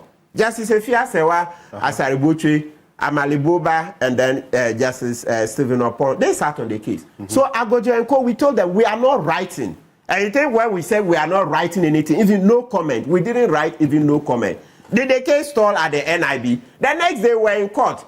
It was a Saturday, yes, thanks to the Kwebu number 4 versus Attorney General number 4. We were in court. It was a Friday afternoon because we asked for bail. They wouldn't grant us bail. So we went through the Chief Justice, Eni Yebua, and based on Kwebu number 4, he ordered that, okay, the judge should sit on a Saturday. And so we went to court on a Saturday. Well, of course, we got the bail on paper, but they couldn't come out that day. So my point is that the main point out of the whole story, just one sentence, the accused persons refused to write the caution statement. Charles, we said no comment. I mean, not even no comment. We didn't write. And the case was in court the next day. So the point we are making is that I cannot second guess the OSP, what OSP needs Ofori-Atta for. I can't. All I'm saying is that as a practitioner, I also understand the law enough to know that this, even if those two statements, the accused doesn't write them, you can still enter court. So if you need him for some other purposes and he's not coming, you try and meet the two basic ones that usually it's expected that you try to elicit those. Caution statement, charge statement. If he answers those, fine. If he doesn't answer, because you demonstrate to the court the efforts you made to get those statements and he didn't answer, the court will go on. So please, it's not answer to say, do you know what we need him for? No.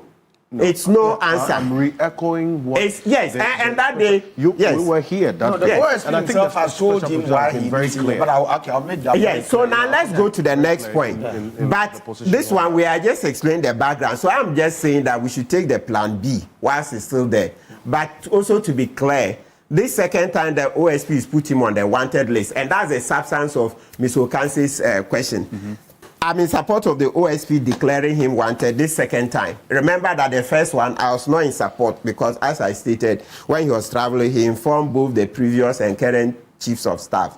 All right, so that's why I didn't support the first time. But this one, I support it. So now, the question, Ms. Ocansey, your question was that, has the wife's interview made the case better? And because I said... now we have some detail that it will take at least 3 months for him to... for now, yes, that's her case. But based on Ofori-Atta's previous conduct, I can't trust him. So I can't use that... I can't believe it, but I'll use it in the analysis. Now, so with what OSP is doing the plan B. The plan B, because the plan A is Ofori-Atta's second offer that, well, after 3 months, I'll be strong enough to come. Right? But based on the way he swerved OSP on 2nd June, OSP can't trust him. So the best thing is to initiate steps to extradite him. So you can't fault the OSP for initiating the steps. No, you can't. Because Ofori-Atta swerved him on 2nd. Now let's answer a bit of the wife and then show why Ofori-Atta's conduct has brought him where he is now. The wife says that, look, as I said, her interview made the case slightly worse because out of her interview, this is something she said. She said before the March 20th and 21st biopsy, which is diagnostic surgery, they had always known, please, with emphasis, let's get this point. They had always known that if the biopsy came out positive, that's to say, if Ofori-Atta has cancer, they would need a major surgery, an actual surgery, as a cure of the cancer itself. Let's repeat, please, and it's in the tape. You can play it. So before March 20th and 21st, Mrs. Ofori-Atta is saying that they had always known that if the 20th and 21st biopsy turned out to be positive, that's there's cancer, he would now need proper surgery. Let's use Ghanaian English. Proper surgery to take care of the cancer. The biopsy is not. The biopsy, they took tissue to go test. You see? So somebody who always knew that 20th and 21st March was not the actual surgery. Why do you hide that from the OSP and rather make it look like 20th and 21st March were going to be the actual surgery for the actual cure? For me, that's where Ofori-Atta lost me.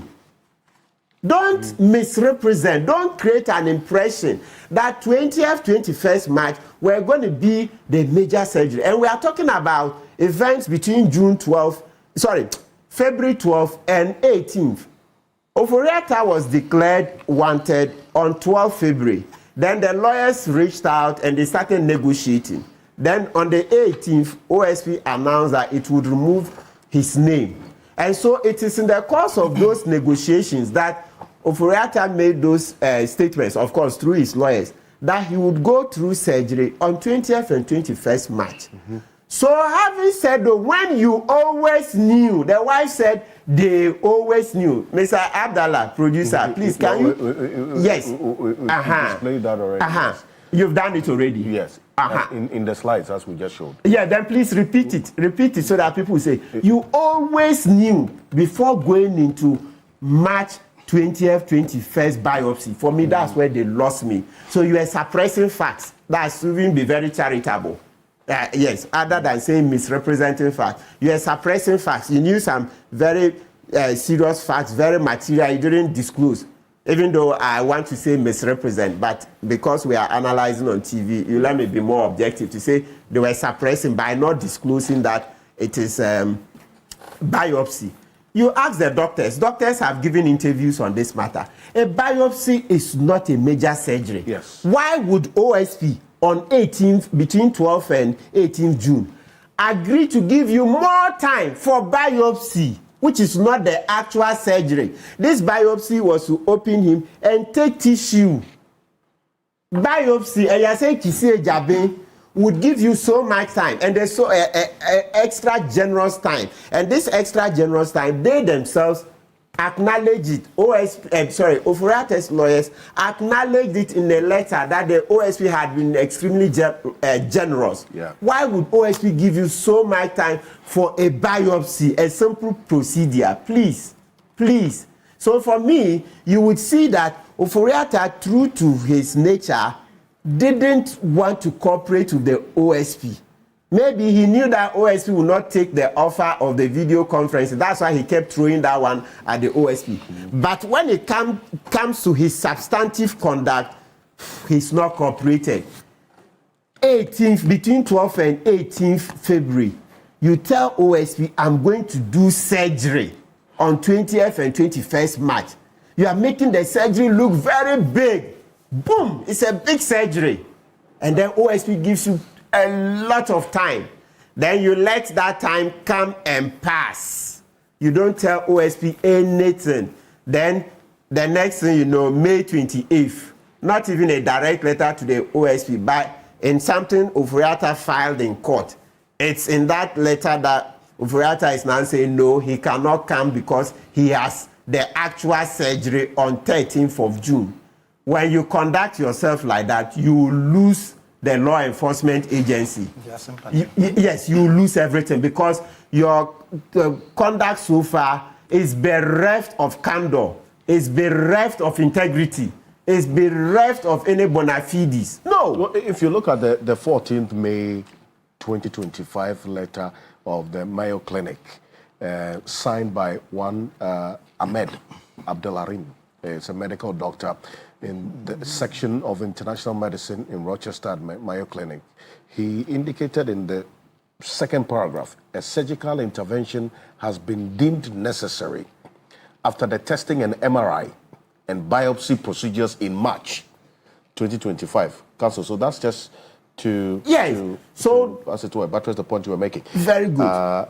And as I indicated in my February letter, so the biopsy was done in March. Yes. And we are corroborated that. Yeah, we are saying that the key point, let's not lose it, is that biopsy was represented as the major surgery. And that's how come OSP gave more time. But what is a biopsy?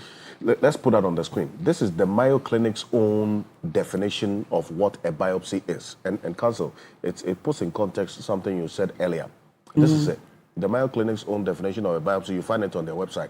A biopsy is a medical procedure where a small tissue sample is taken from the body for examination under a microscope, typically to diagnose a disease, especially cancer. So they did that and then they diagnosed the prostate. Excellent. I like the way you've repeated. Let it stay there so that viewers will continue to read. The tissue sample is analyzed by a pathologist to identify any abnormal or cancerous cells. Thank you. And you know, look, from the way medicine is practiced, etc., and I like the way his wife has been candid, they always knew. Please, the only word we can go, one of the words we should not forget to go away with is that they always knew that March 20th and 21st wasn't going to be the final, but rather after the results of March 20th, 21st, there would be a surgery. So why do you tell OSP, I'm going for a surgery on March 20th, 21st? Simple. You don't add that rider. Because who, from what you said, biopsy, please call the doctors who have granted interviews on this. Who, in its right senses, law enforcement agency, We'll give you several months for a biopsy. Oh, please. March 20th, 21st. And then OSP said, okay, take the whole of April, take the whole of May. Hey, for a biopsy. For a biopsy, take 2.5 months and rather come back on the 2nd of June. No reasonable law enforcement agency will give 2.5 months adjournment in order for somebody to do a biopsy. Hey, then no court would ever conclude any case. Biopsy, please. So that's where Ofori-Atta lost the OSP. And so for that one, I'll support Kisei Jabe 120%. That look, don't trust this guy. Do everything by the books.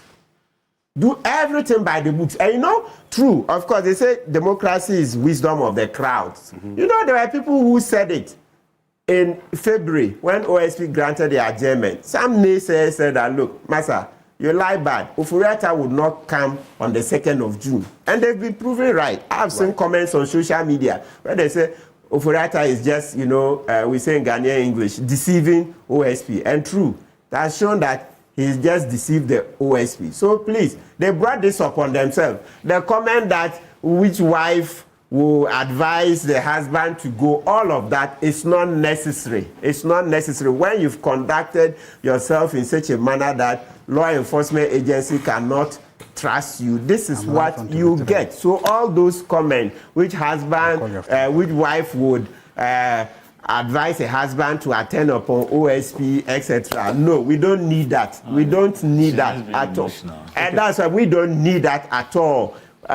Once she says she always knew, and not she alone, the family, they always knew. That they always knew was what they should have put before the OSP. And probably the results would have been different. If they had made all these disclosures, I would have been supporting them. Like I supported him earlier on. Though, if he comes to Ghana, you know, a lawsuit against him. I probably think they were believing that the results would be otherwise. Right. I probably think, I mean, when she's... So then they should have disclosed it. Yeah, yes, so when you are in doubt. The whole thing was, the communication was not properly managed. You know, communication with the OSP, the legal disclosures were all not handled properly. Have you been allowed to talk? Prof. Have you been asked to talk? Let him conclude. It enriches the debate. Yes. It enriches the debate. Yes. Sometimes when let him enrich. you have your things bad issue. No, but it enriches the debate. It's a fair point. Yeah, so that's why I say, when you are not sure, just put all the cards on the table. Then that's what, remember, as I said, don't you see the first one? I repeat, remember the first one, when he was traveling, he decided to notify the chiefs of staff. And you see how much, you see Afenyo Maki was on the floor of parliament, and he stood strong on that fact that Ofori-Atta didn't flee from this country. He notified the requisite, or let's say the appropriate authorities, because at that time, he wasn't aware of any OSP case against him. But because he knew maybe he would be needed for a thing or two, he decided to notify chiefs of staff. Okay. So you see that I have supported him on that one. That's how come the first time Kisei Jabe declared him wanted. I said, no, for me, I don't. Though I need him in Ghana. Remember, a lot of civil society organizations have sued him over the same SML matter. Yes. CDD, Media Foundation for West Africa, Ben Boachis, ASEP, etc. Right? Enyona Mabuchi, etc., private legal practitioner, have all sued him on this SML matter. And you are a lawyer to one of them? Yes, I'm a lawyer for all of them. I see. But I have to be careful because posterity will judge. I won't say because we need him to come so that we can serve him, etc. Oh, then once OSP is doing extradition, I'll just jump on. No, we have to be fair to the facts because who knows? Maybe tomorrow it will be me, or it will be lawyer man, or Dr. Zatu. And I'll represent Zatu and take money. I'll represent you and take money. Not for me. Don't worry, there's a CEO here. Thank you very much. He's not a CEO, chopping CEO money, so he will help you to pay. He will help you to pay. Well made. Let's bring in Professor Jampo on this because beyond the law, there's also a governance matter and then also managing public expectation. You get the sentiment that people would rather want him in person, physically, to answer to the questions and concerns and the issues, the 5 allegations and then suspicions of corruption and corruption-related offenses that, according to the OSP, he's said to have committed and including this National Cathedral matter, controversial one as that, as against the Zoom that he's proposing? Generally, I think people would want him to be here. And the OSP himself, in one of his press conferences, made the point quite forcefully that, look, if I succeed in getting him tried in absentia and he's found guilty, how do we sentence him? How do we punish him? Okay, so I think the OSP is being commonsensical in his demand that maybe on the weight of the evidence he has against the man, he feels that, look, this man by all means will be convicted. And if he's convicted, to serve as deterrence to people who would tomorrow or who have been given fiduciary trust today, he may have to be punished in a manner that would serve as a lesson to many. And so for him, it will not make sense to try the person in absentia and then say, we have tried him in absentia, we've convicted him, but he is not around. It will not make sense. So I favor and I support the position of the OSP, but generally to say, Professor Jampo, can I give one sentence so that it will toughen your argument? Yes, please. If he's convicted in absentia, they can still use it for extradition. One. Yeah. Then two, it will pave the way for us to recover the properties. A lot of us are interested in the properties. Like the Temakulo said in the Temakulo case, they could bring the extradition. But why don't they bring her? Attorney General, Dr. Ayini, he says he will bring her back. Yes, I understand they are trying to extradite her. Good. Right? But most especially, Professor Jampo, then we can go after the assets. We can go after the assets. And then number three, a conviction for those offenses ruins him. So just to make sure that you see how... Okay, so, but generally, I think that, look, I don't know whether any of us here has been sick before. And so, in my view, if Ken Ofori-Atta is truly not well, if he's truly not well, then let him be dealt with in a manner that takes cognizance of his health. General Pinochet. Okay, let us deal with him in a manner that also takes cognizance of the fact that he's not well. But it is quite curious, and I don't know whether your producers would now be able to help me by calling a medical doctor on this program, that it appears that the history of arrests and the history of investigations in Ghana always shows that every politician who gets arrested or every politician who is oftentimes being investigated suddenly will fall sick. I don't know whether the arrests or the investigations peaks their blood pressure or sense is the pressure. So the man is well today, very healthy today. He is invited by the police, and then the next time they say he's unwell, he's dying. Recently, to me, they said suddenly the man who was. Sometimes you define it. It's not real. That is why I'm saying that I need a medical doctor. But it is curious that sickness always goes with such investigation. It's kind of funny. It's funny that you are the lawyer. You've seen that, right? It's not today. It's not now. Like, generally speaking, persons going through prosecutions tend to have such tendencies. Yeah. They get sick because I've seen big men. So when I say big men, someone matured in age or advanced in age, big man being cross-examined, and in the milieu of that, the person is unable to carry himself because of the burden and begins to cry. The court holds on. Proceedings are stopped. Witness, calm down. I see. So it happens. And thank you. Okay. Well, thanks for the information. But look, so you are telling me that if somebody is being investigated, somebody is held before a prosecutorial. Look at Michael Jackson. And at a point in time, he was having psychiatric issues because the threshold, the emotional threshold of the person becomes quite difficult, and it varies from witness to witness and who is in the box, especially when you are going through that prosecutorial process. All right, so let me continue to make the point that I favor a very decisive, non-Atamelsian approach to dealing with everybody who has questioned to answer. And so I applaud what the AG is doing.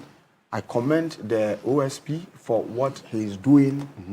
And I want them to continue with this approach.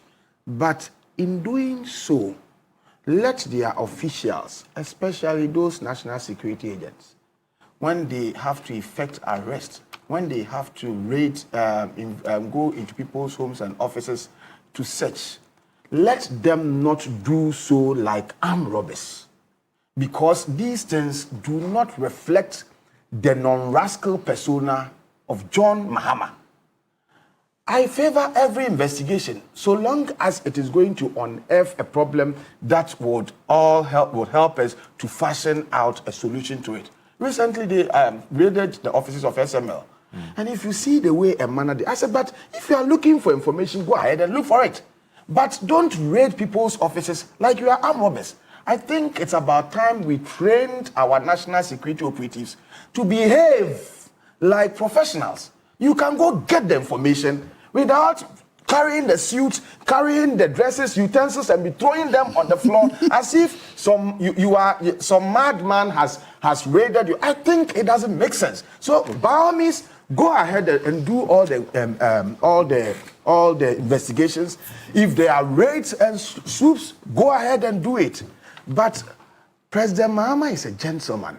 He's not a rascal. He's a gentleman, he's a decent man. And so some of these things must reflect his persona.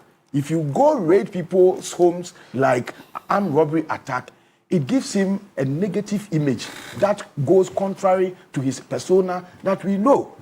Beyond that, I also want to say that the OSP itself must have a mature outfit that handles its communication.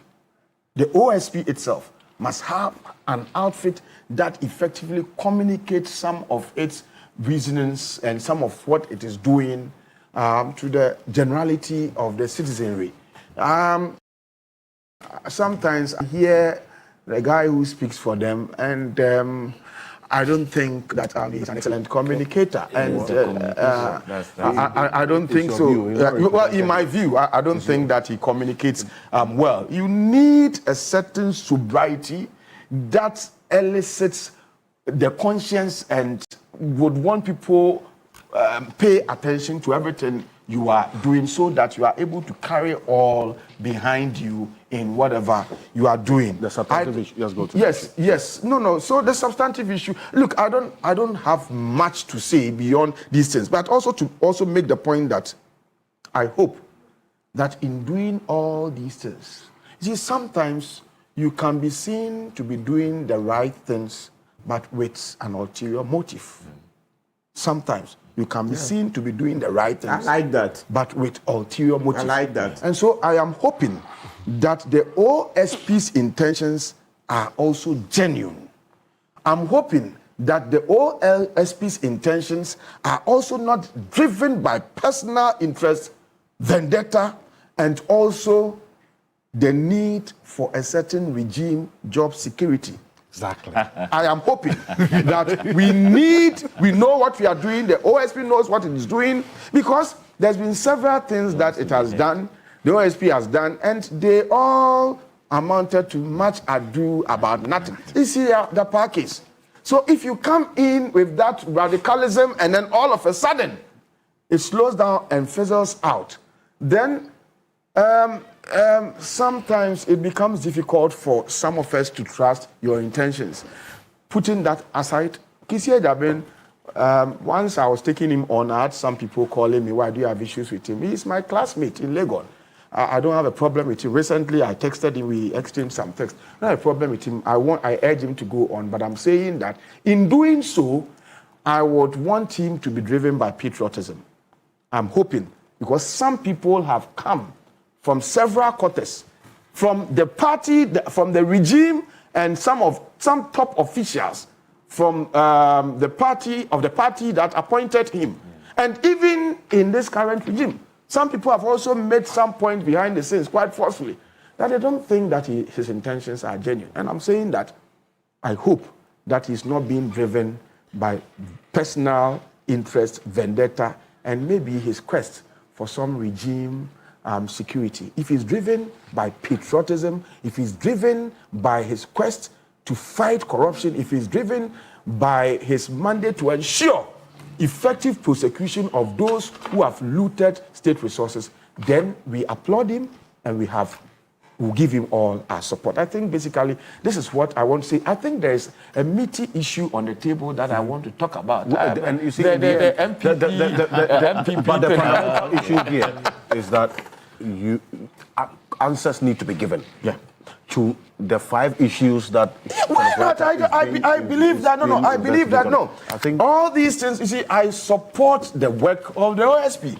Whatever it is looking for from Ken Ofori-Atta, I mean, it is the right, it is the mandate, and Ghanaians must support, Kisi in going about that route. But I'm saying that in doing all these things, let these things be done, taking cognizance of the fact that if he's truly unwell, okay, then let us also factor that. But I raise the issue that it gets curious. But you've explained that now oftentimes that people are being investigated, they fall sick. So tomorrow, we should all know that the pressures will be unbearing. If you are looting state resources, if you are mismanaging the mandate, the fiduciary trust of the people that has been reposed in you, take note that if you are summoned, you may fall sick. Yes. Some are feeling the sickness. you go to. I was going to come to you so that we don't have to. But Prof, I think that the OSP has also been consistent that they have not received any medical report as yet from. Well, so then it fits into what Martin is saying that maybe there is a certain trust deficit. Okay, absolutely. There's a certain trust, and I'm wondering that don't you think that it would be appropriate for the OSP to just take a flight to where Mr. Ofori-Atta says he is? Or send dispatch people to go see that he is truly where he says he is. Because from the report, he's given several possible locations. So we keep saying that even today, he's where he is. As I said, because of what he's done in the past, OSP cannot trust him that he will come. So we can't take chances. So even if you find out that he's in the Mayo Clinic today, it's not guaranteed that in 3 months he will come. So let this process go on. But also, let's begin to take his offer for the Zoom. And as I said, when I say the Zoom interview, I don't mean that one. But it means that now modify it and tell him that we want to arrest you first in order to take the statement. Then let's hear. So let's do the 2. But as for the possible, as for the fact that it's possible that he has actually done the surgery, we can't use it as a reason not to do anything. No. Once he has in the past not honored his words, don't give him that chance. Just go on with the extradition processes, etc. If he recovers in time, and then the extradition process hasn't reached there, nothing stops him from flying to Ghana by himself. But you see, by then, because the Interpol alert is there, maybe they will get him at the airport. He brought this upon himself. No, you want to take a little of my time before I continue? No. Okay. So I just want to make. Martin took 40 minutes to talk. So Martin took 40 minutes.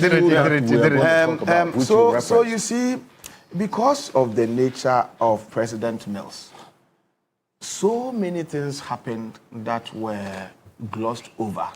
And I am sure that those, the nature and the Fama Nyame attitude and posturing of President Mills, which I know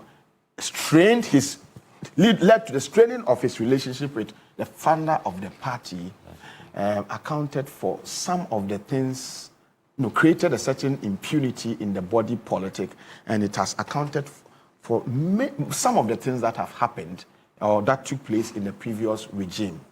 The survival of our democracy is highly contingent on how President Mahama strengthens institutions of state to ensure that those who have run afoul of our laws are brought to book. Okay. I'm saying that if we don't succeed in dealing with some of these issues, the fourth Republican Democratic practice would be short-lived, because then eventually people will say that they are all the same.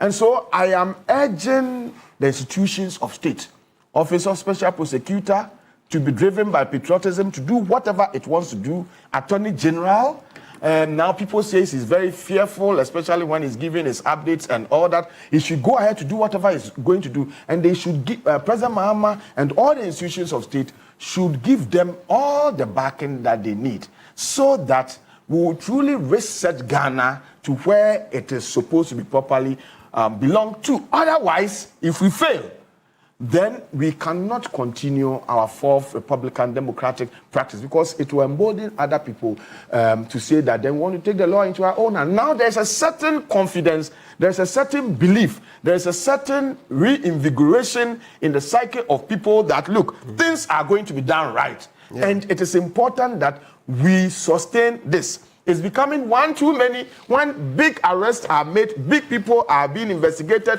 we lift it high, and then before you realize, it fizzles out. In Ghana, if an issue happens... Romancing the stone. If an issue happens, you only have to pray that not a bigger issue, occur to come and douse whatever it's... And then soon we are not talking about it again. So I pray that we sustain the momentum in our quest to fight corruption. It should never happen that another issue would come and torpedo some of the bigger issues that the OSP is investigating. We should keep all these things on the front burner of public discourse with a view to sustaining public interest in them, so that if we have one, you have some party officials bragging with impunity. They said we stole, but when they came, they have not even been able to arrest us. This time, I'm saying that there is no Atamilsian attitude in President Mahama. I believe that he will do what is right, and that's why I'm urging him that he should never be swayed by people who all of a sudden are praising him, as if we are all kids. Okay. Yesterday, you condemned him as the most incompetent person. Today, you are saying he's the most whatever. I think it doesn't make sense. And we are not kids. We can read in between the lines. If you think that Ghanaians are ignorant, then you are super ignorant. Thank you. Well, talk about reminders. There's Dr. Inkum, Asarinkum says, good morning. I think Loyamatic people should also add these to his reminders. The latest on the Reverend Intim Fodio allegations, it appears that because the big issues are happening on a weekly basis, that has also lost out on the radar.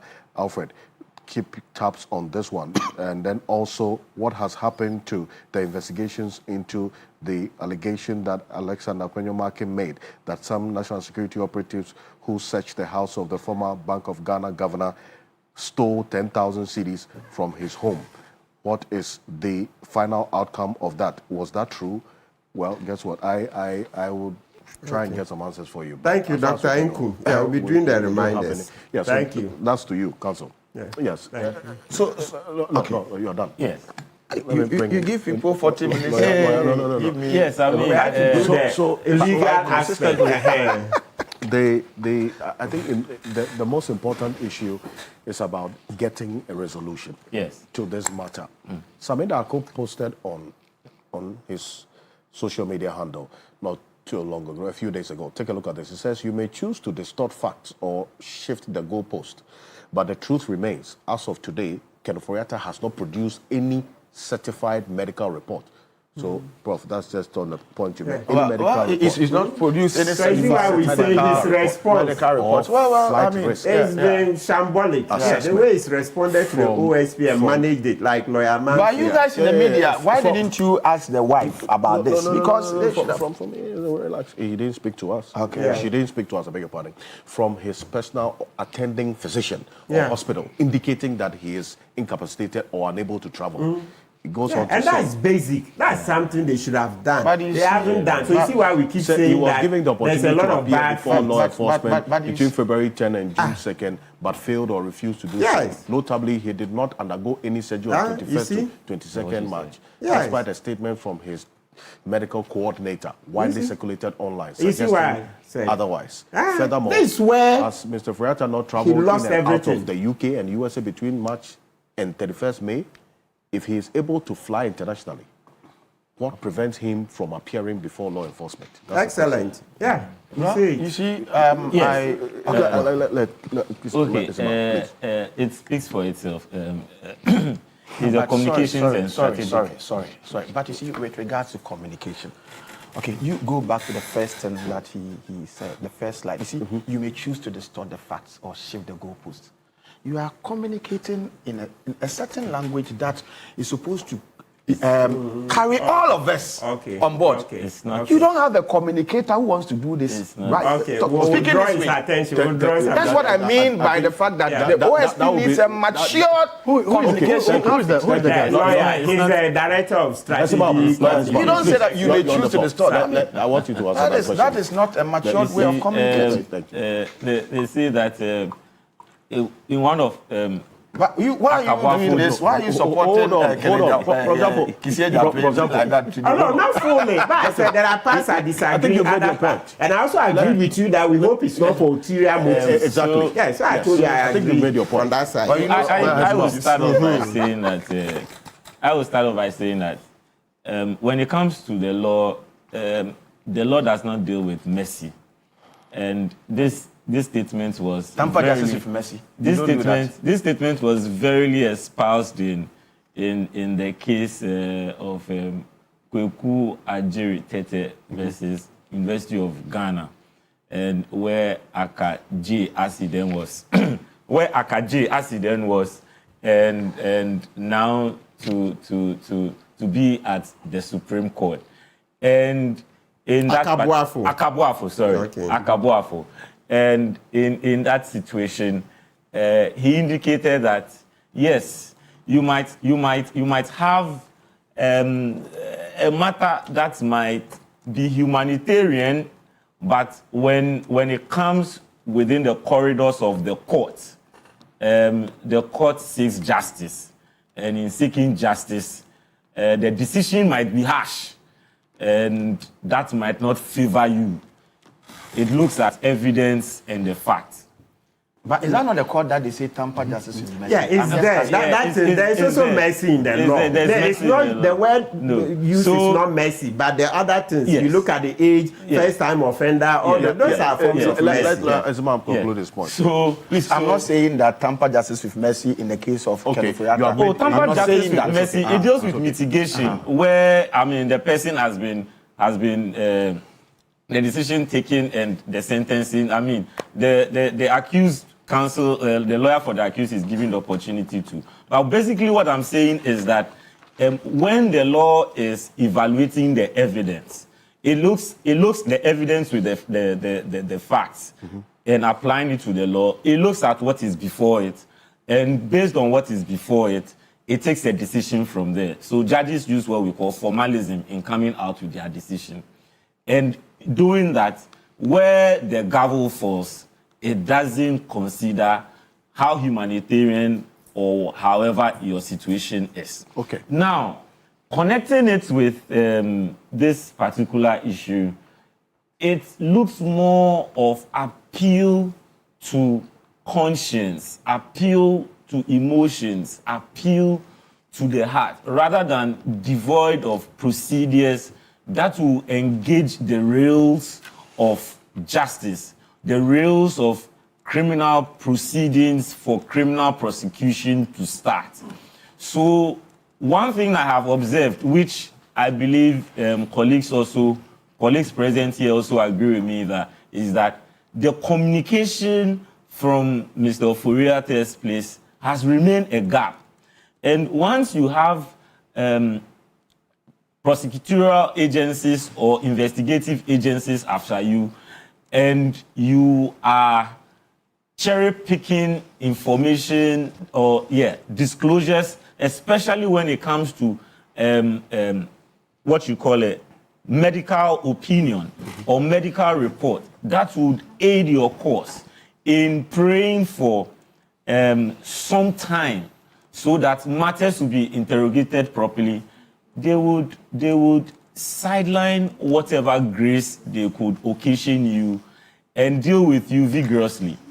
And in dealing with that, you realize that when the matter went before the Human Rights Court, seeking an interim injunction to, as it were, dismiss or have the court set aside the red alerts and all of that that the OSP had done, they didn't find favor with the court because, again, it goes into the judgment that I mentioned by Akabuafo J, as he then was, that the law deals with matters before it and does not deal with domestic matters which will be fused with emotions.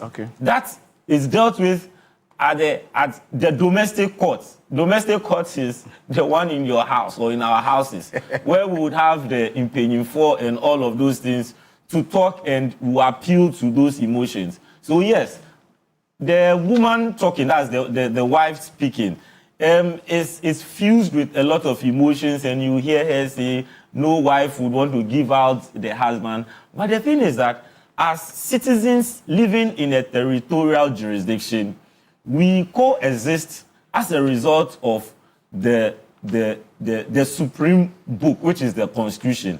And the Constitution gives us our rights associated with whatever we seek to do. Immediately there is a suspicion that you have committed an offense, you are about committing the offense, or you have committed it. That right which you are enjoying would be tempered.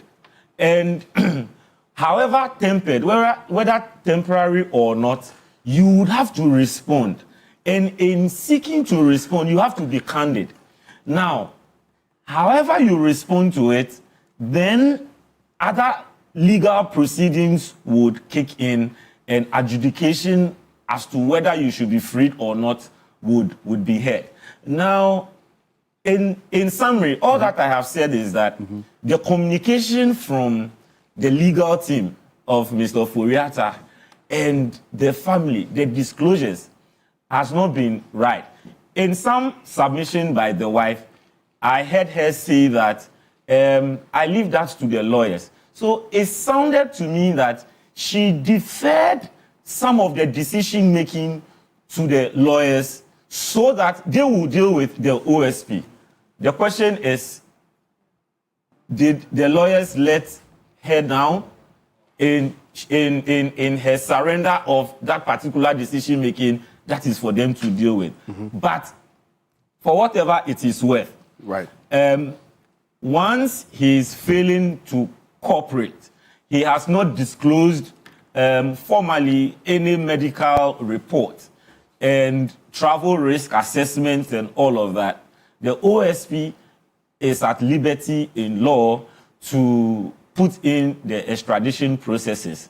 I mean, it is also factual that the OSP procured the order for his arrest from the circuit court, and that became the basis for proceeding to Interpol through the Ghana Police Service for the red alert to be issued. So it's about the communication, and where that is not done, the extradition process would go on, and it will now be for him to fight the extradition process in the US. And that could also prolong the matter, but that would be another conversation altogether. Some fought it in the case of General Pinochet, and the court looked, even though the court ruled that Pinochet could be extradited to Spain to stand for torture and human rights abuses, the Homeland Security Secretary, as a result of humanitarian grounds that he was not fit to stand trial, let him walk. So it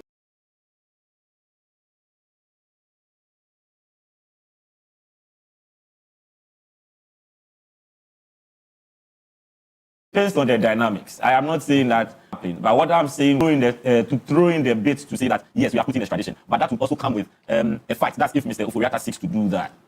Okay, thank you. Now that 28 minutes after 9. Somebody gave me a response to a question. I need to move on to the next issue. A question that I posed. I want to. Which is what? Kojochi Mwafo says that he's saying that he said, I have an answer to your question.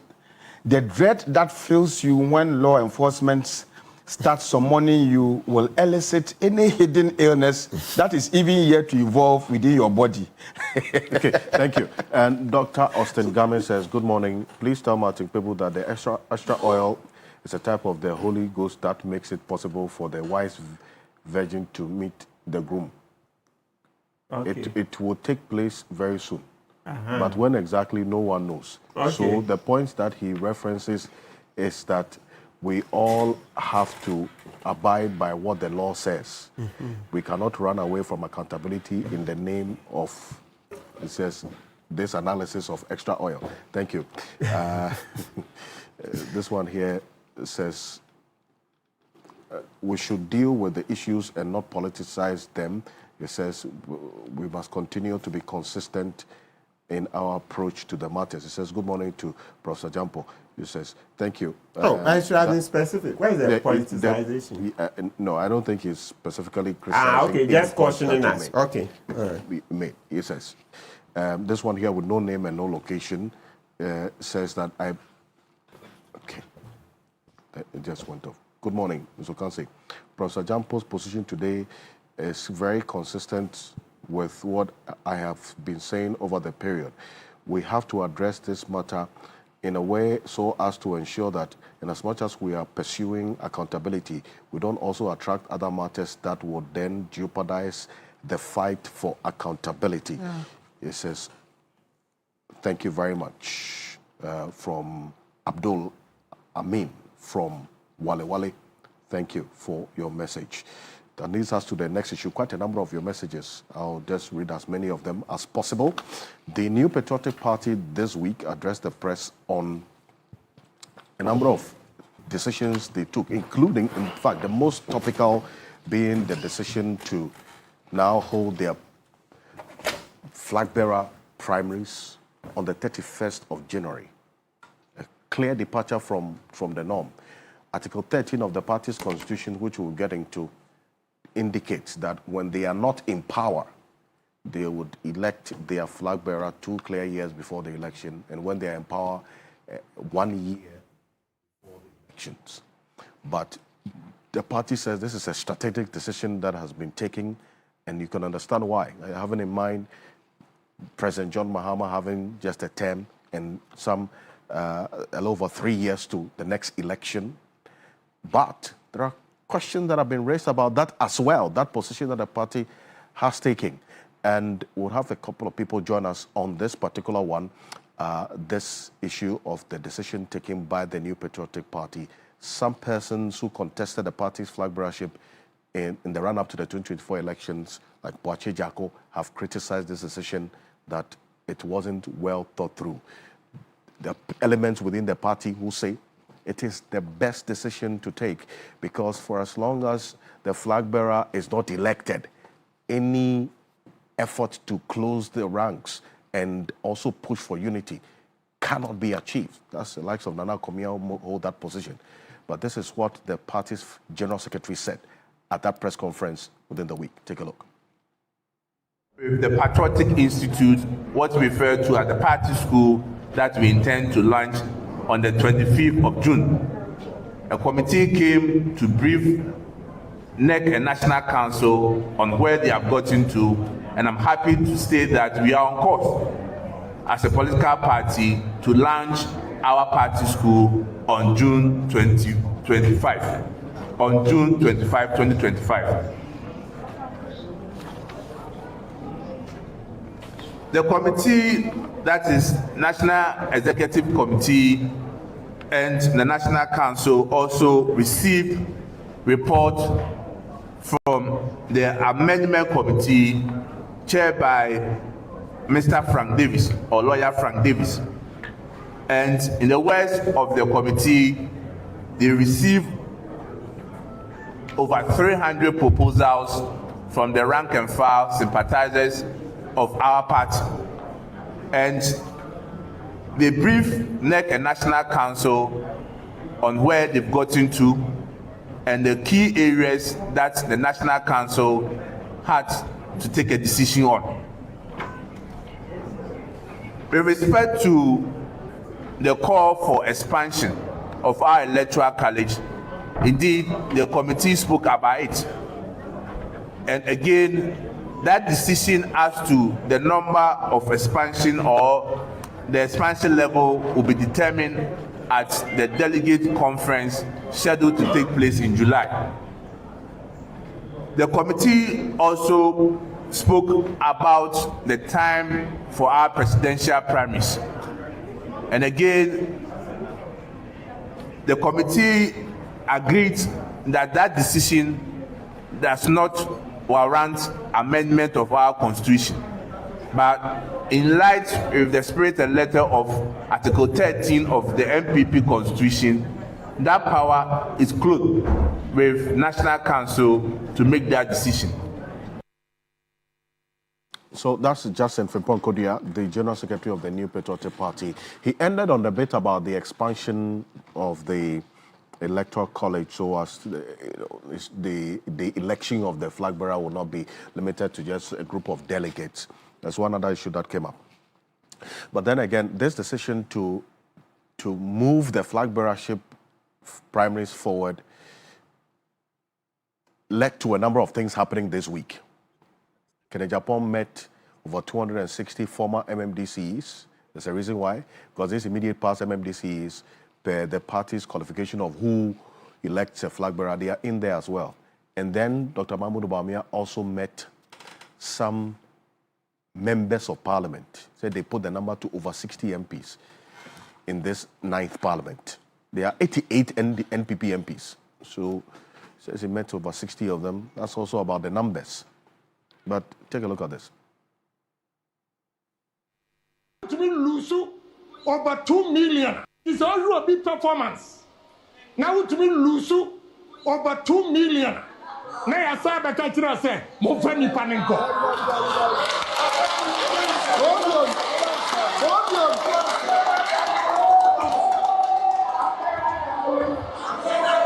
Now.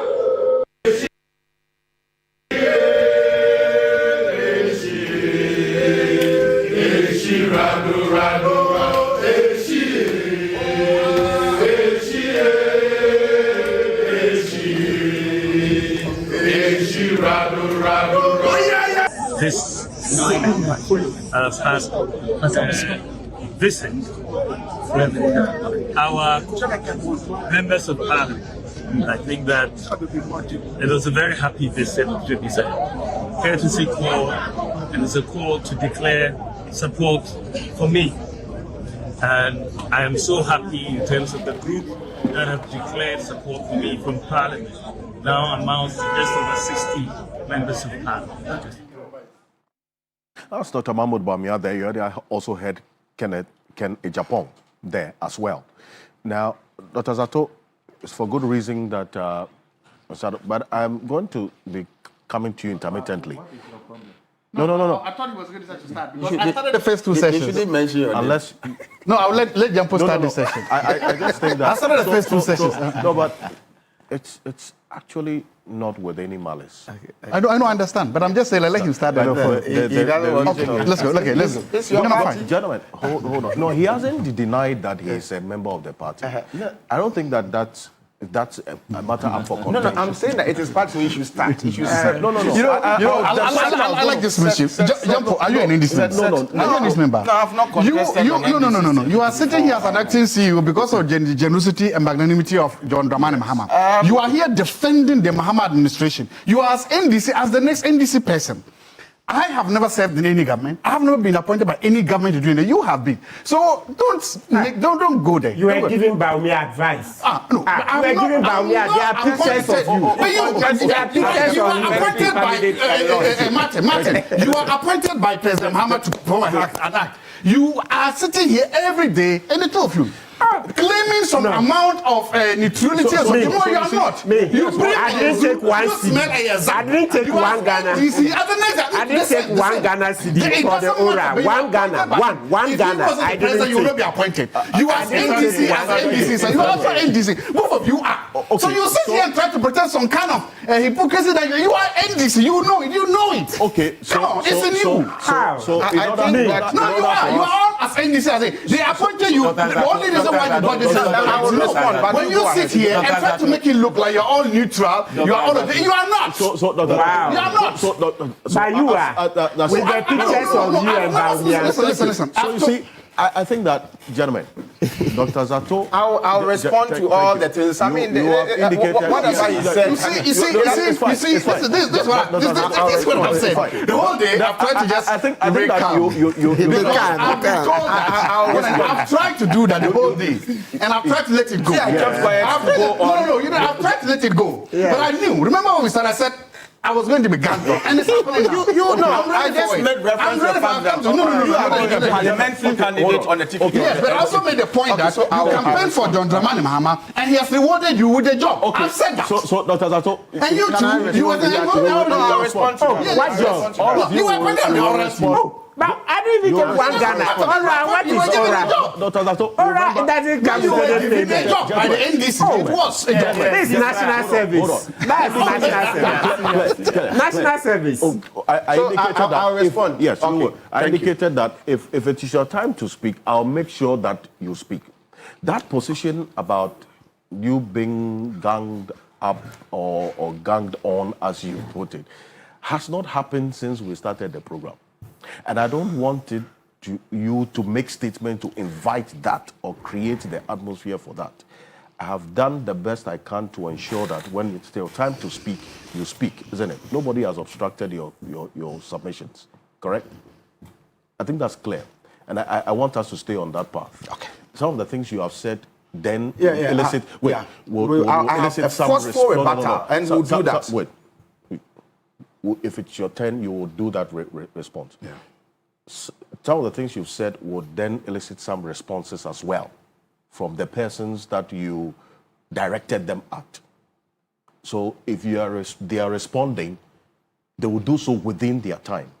What I want you to do, after saying all these things, let's then get back to the issue. The party addressed a press conference this week. What I wanted to find out is, based on your own knowledge of the party and the politics at play, what is the reasoning behind this decision for the flag bearership to be organized before elections of the national executives, regional executives, constituency executives of the party? Thank you very much. I'm going to make my substantive presentation, and I promise you that I won't call anybody's name. Right. And then I won't refer to anybody. It's I want to just do that straight and go. But, okay, I'll leave the rest to the viewers. Sometimes organizations or institutions create problems, go out looking for solutions. Or sometimes you have solutions, go out looking for problems. Any political party that has come out from an election, even if you win, you have to do some amount of soul searching within yourselves. And that soul searching leads you to try to find out how you move forward. How you've been in power for 8 years and you've come in. A lot might have happened, some good, some bad. Soul searching is a very, very important thing. I have been in a position where I've consumed a lot of information, some of it very public, by Musa Dankwa et al., by Africa Policy Lens, by Institute of Economic Research and Public Policy. A lot of them have published public research on what happened to the NPP post-elections. So a lot of this data. Now, I've read and I've consumed all of that, but I've not read and I've not consumed the Professor Mike Okwe's report, because that one I think is privileged. Yeah. And all this gamut of information, I want to believe that the New Patriotic Party too has read all these things. I want to believe that they've also consumed this information. And I want to believe that these decisions they are coming to make as a response to this data. So one, I don't want to believe that they are making this decision in a blue. I want to believe that there's data to support this decision. There's data to show that, yes, some decisions have to be made. Secondly, the biggest problem any institution has is to is the idea that you don't have a substantive leader going forward. Critically, during this time and period, the MPP's constitution, the national chairman should be leading the party by now. But we've had information, the national chairman is indisposed from what his family says, not there. So that falls to the second in that family. Now, that creates a very serious problem for the national, for the party. So again, you identify another problem you have. First is the data that you have coming out of the press, Secondly is the data that the current situation, whereby you realize that even your national chairman, people there have a problem, then you need to address that. Third is the issue that now who speaks for the MPP? The majority leader in parliament and the minority leader are doing their best. They are talking, but as a party, how do you talk to them? And that is where I think that the NPP has realized to identify a window of opportunity. And a policy window for that matter. And that window is this. His Excellency John Dramani Mahama will retire. After this, he's not going again. It means that the NDC has to look for somebody to go with him. They have to do that. And depending upon when they decide to do it, the moment that is open, there's always a sense in politics that the moment there's a flag bearership race to replace an incumbent, power is seen to have shifted or to be shifting away from the incumbent to the. That's where the Americans have a term for it, it's called lame duck. So that's when you become a lame duck. So the NPP realizes that right now, of course, you are in government in power, you have power, you can control all avenues of communication, you determine the agenda, you determine the headlines, and that. How can the NPP position itself at the plane to be able to what? Deal with this? And that is why I think they have gone. Political parties all over the world are vulnerable, are the most vulnerable when they are dealing with internal elections. All political parties. In fact, as any families, ordinary families realize that the moment there's a fight inside the family, you have a problem. Political parties are most vulnerable. And there's data to show that the NPP's internal elections also had a negative effect on them. That it did affect them somewhat. For instance, there were statements made by some key leading members that were later used in arts and other things to affect them. So it makes sense, therefore, for the party to say, let's close our ranks. Let's come early enough so that we can have a leader. One, that leader can then be in a position to begin to what? Repair some of these wounds. That leader can then have enough time, one, to take the case to the ruling government, to prosecute the case against the ruling government, and then to also try to bring us together. Because without a leader, it becomes difficult for these things to happen. And that is the opportunity I've seen. Secondly, when the NDC also starts to do their primaries, we are going to see that this will come. The NPP doesn't want to wait for that. So they want to be ready so that they will have enough time as an opposition party to deal with their internal wranglings and to get this done. So I think that it is an important factor that the party has looked at and they are trying to move forward. One of the things that really excites me is the fact that the party has decided to go back to the grassroots and to let the grassroots decide. The National Council just decided this. The delegates will go to the grassroots. Sometimes I've heard somebody say this is a top-down decision. I'm like, I don't understand what is a top-down decision. The smallest nucleus of the MPP per their constitution is the polling station executives. There's no other executive or below the polling station. It's as grassroots as possible. In fact, the polling station executives are the grass and their roots. So, one, if you are taking a decision away from the special delegates, because those are polling station executives, if you are taking a decision away from them and you are giving a decision to polling station executives, you are going down to the grassroots. That's not top down.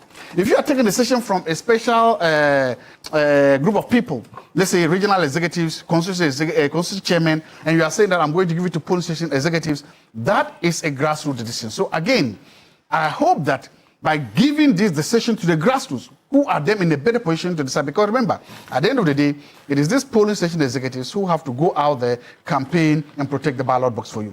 So I see it as a grassroots decision. There's also the issue of what? Funding, that I think that any political party will have to deal with. Or resource allocation, and how to deal with resources.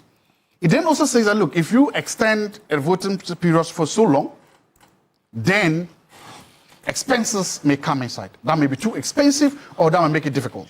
So I think that it's fair to then say that having consumed all this information data, the NPP has been able to sit down and say, look, let's do this now. And I think that it's a good decision to come out with a leader now so that that leader can now begin to heal the party. If you want to lead the party, you should be able to heal the party. If you want to lead the party, you should be able to go down to the grassroots and say, give an opportunity. And I think that if you have the opportunity and have 3 years, you should be able to do that.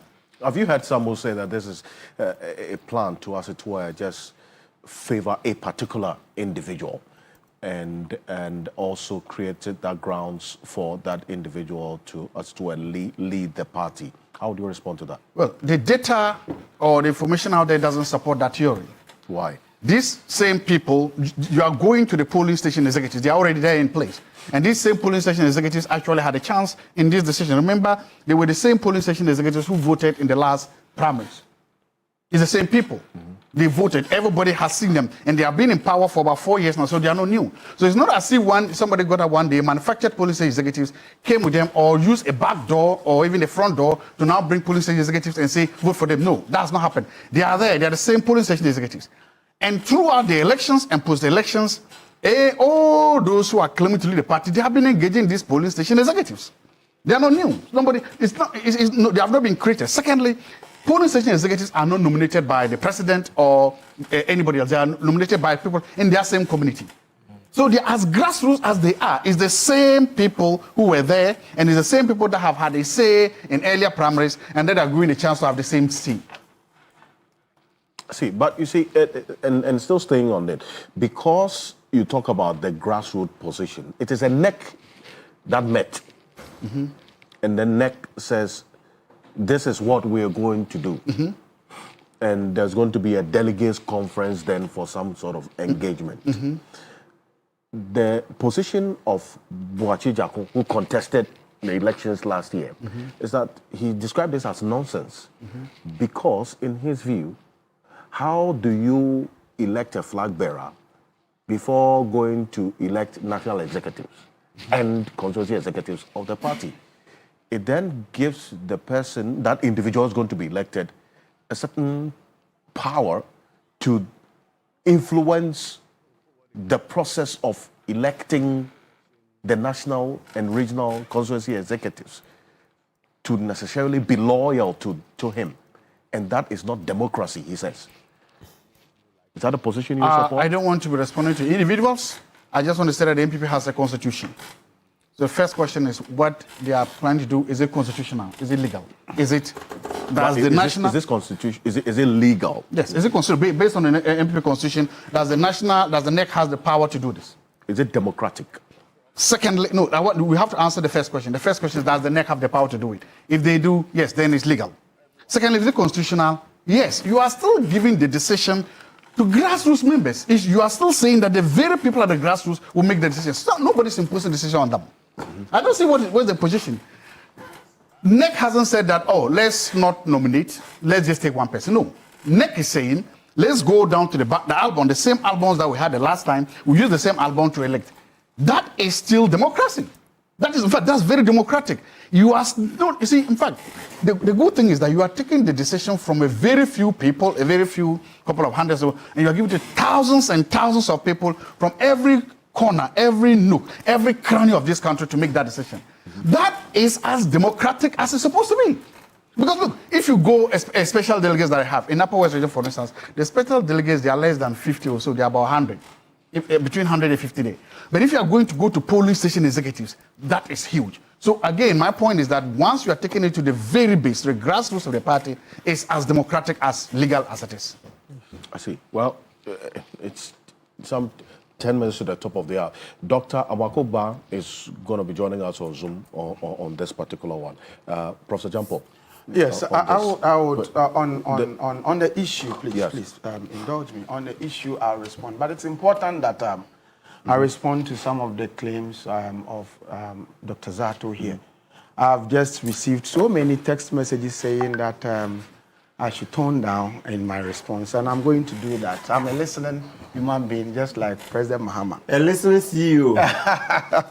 But I want to tell Dr. Zato here that I'll take a decision as to the party I want to belong to eventually when the time comes. I vote, but I've never had a party. He went to contest an election on the ticket of the MPP and lost miserably. I have not taken such a decision yet in my life. It is a full soldier talk to say that just because I spoke against the incompetence of Nana Akufo-Addo, I suddenly became an NDC man. It is on record that I was part of the people who chased John Mahama away in the lead up to the 2016 elections. Excellent. Go and check the records. Yeah. So when I was doing that, was I MPP? It is on record that we criticized John Mahama.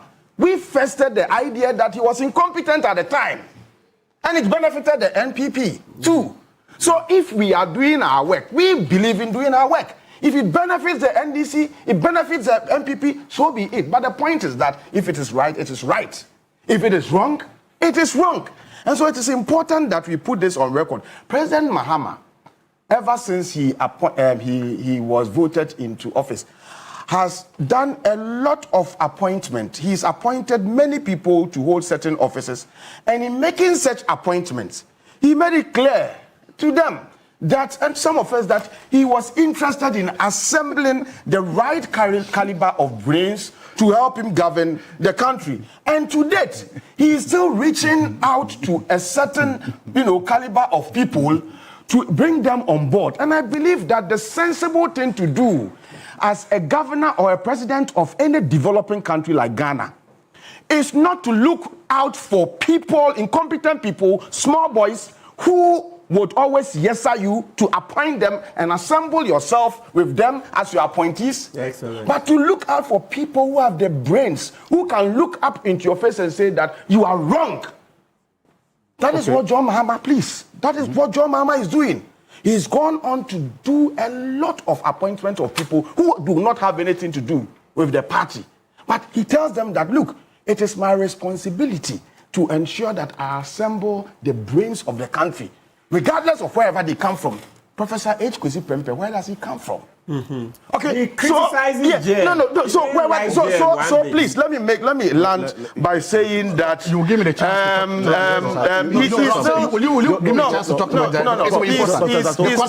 The context matters. He's still reaching out to all. John Mahama is still reaching out to all, particularly from the realms of civil society, to bring everybody on board. And so, in my view, it is nonsensical to argue that a mere political appointment to help serve Ghana makes one necessarily belongs to a political party.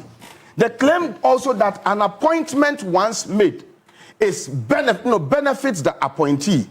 Okay, it's also it doesn't make sense. It's a misinformation, because there are those of us who initially wanted to stay away, but we were told that no.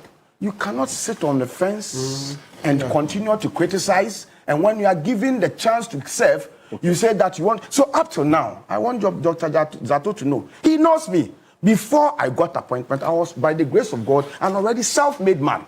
And today, because of where I am, there are things that I used to do that I love to do, but I can't do. Okay. There are things that I wanted to do, but because of appointment, you don't have to. Okay, so it is a misinformation, and it is a loose talk to say that everybody who gets appointment and all appointments are beneficial. And so instead of looking at what the person is able to do to serve the country, it is a low thinking to say that every appointment. My response is this. I talked about MPP, but you didn't talk about MPP. You talked about me. I'm not done. It is nonsensical. Therefore, it's for you to believe that there is a causal link between your actions and inactions that led to this position. You can draw a straight line from the fact that your activism and your causal link gave you this position. I am not done. You got this position because you campaigned for John Mahama, and John Mahama has rewarded you. I want to be civil. You cannot say, I must be civil. I want to be civil by letting you finish. When you finish, I'll come back. When I finish, when you were talking, it is also clear that your actions or inactions as a UTAG leader, your actions and inactions at the strike you did, has led to John Mahama to reward you. There were so many UTAG leaders who were here. How many of them have been appointed positions in Mahama's government? If Mahama hadn't won the election, you wouldn't have gotten this position. No, there's absolutely no way you would have gotten this position. So there's a direct causal link between your actions as a UTAG president want to wait for you to respond. There's cause and effect. Okay, so you are done. Now, you see... No, I'm not done. If you talk, I want to talk. Hold on. You see, we cannot... You see, I cannot allow you to go on like this. Okay, so let me just say this. No, can I indicated earlier that... No, I have to respond. I have to respond. Wait.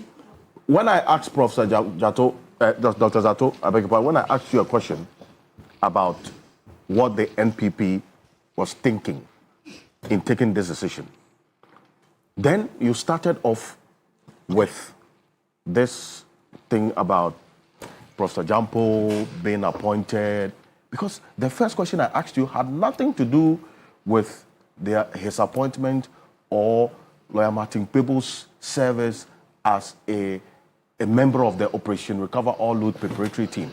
But you went on that tangent. I indicated to you before you answered the substantive question that some of the things you have said would elicit responses from the people that you directed them at. So that is what is happening now. I don't want the obstruction from what is going on now, based on the instances that you referenced previously. Because of the things that you said earlier, which had nothing to do with the question that I asked, it is only fair that the persons that you directed them at would also respond to some of the issues you talked about. Then we move on. No, so, Mr. Ho, so I think over the years, please, my name. Alfred, we've run this program in a certain way, and you see, no, please, let us be civil and decorous about this. You see, when he was talking, I didn't agree with whatever he said, but I kept quiet. Also, it is important that he allows me to finish. Let us make the point again that I led a group, and a group was made up of sensible people, including himself. Whatever decision that I implemented were taken by the group, including himself. And so it is childish and loose talk for you to come and sit here and say that. No, please. He was saying some of these things. Please, let me finish. You see, let me finish. No. You see, but you see, you are a member of UTAP. You voted for an issue and I implemented, and then you tell me that I am the one who did it. You betrayed UTAP. You betrayed UTAP. That's the truth. That's betrayal. Today, there are people contesting for UTAP position. They say, I will do a jump. There are people example say, please, I won't do a jump. Because they don't want to be like that. Yes, I will respond. I will also respond. Unless they sack me from here, because I won't sit here and let you call me challenge. I won't accept that. I will take that from you, jump. Let me tell you something. Move on, Prof. No, it is important I tell you something. Prof, move on. Zato, move on. Listen to me. Move. Now, I don't think I would make it is not fair on the position. Move on. Next point, please. To reference Dr. Zato with those expressions. No, let's move on. Next point. Next point, please. Let me conclude my point. So let me conclude my point. Yes. Because what he's doing here is not telling us. Okay. I don't think Can I continue? No, I want you to withdraw those words of being childish. It's not right. No. And not make up, Prof. Withdraw those words and let's continue. In the interest of this platform that you have also been here and contributed. That will also apologize for hitting back that manner. Yes, I think it's just fair. For the sake of viewers, I withdraw that comment. Okay. And when before you move on, Professor Jato, Dr. Jato, you also make that reference in respect, at least, for this platform. And for the people who are watching. I also withdraw those comments. So can I go on now? Yes, all right. Thank you. So let's move on to that. I will come to the MPP. So it is important for us to educate Ghanaians or explain some of these things so they are not deliberately misinformed by people who know the truth. And then they want to peddle lies. I led a group and I never took any decision or implemented any decision on my own. A decision that was implemented was always contingent on what the people or the group, the sensible people that were represented, the decision that they took. That was the only thing we sought to do. And so it is unfair that anybody will come and sit here and say that you did X, Y, Z. Please let everybody go to University of Ghana and learn how the lecturers there decide on issues, and appreciate the fact and see whether it is possible for one single individual to influence. We led the strike. UG took decision to be on a strike against Galamsey. If you tell you the truth, I was the one who decided that the strike at a point in time amounted to romancing a stone. And so we should call it off. I spent 1 hour explaining to them the reason why we should call it strike. We should call off the strike. UG decided to vote, and they voted against me, insisting that they still want to remain a strike. Ask him if he is truthful; he will tell you. And so the point is that the point is that I don't see why you should then come and tell me that I did X, Y, Z. So you've made and the then point. the point also that a president felt that you could do something to help, and he invited you. Suddenly, it benefits. It's so beneficial that you want to come and spit around it. The point, please.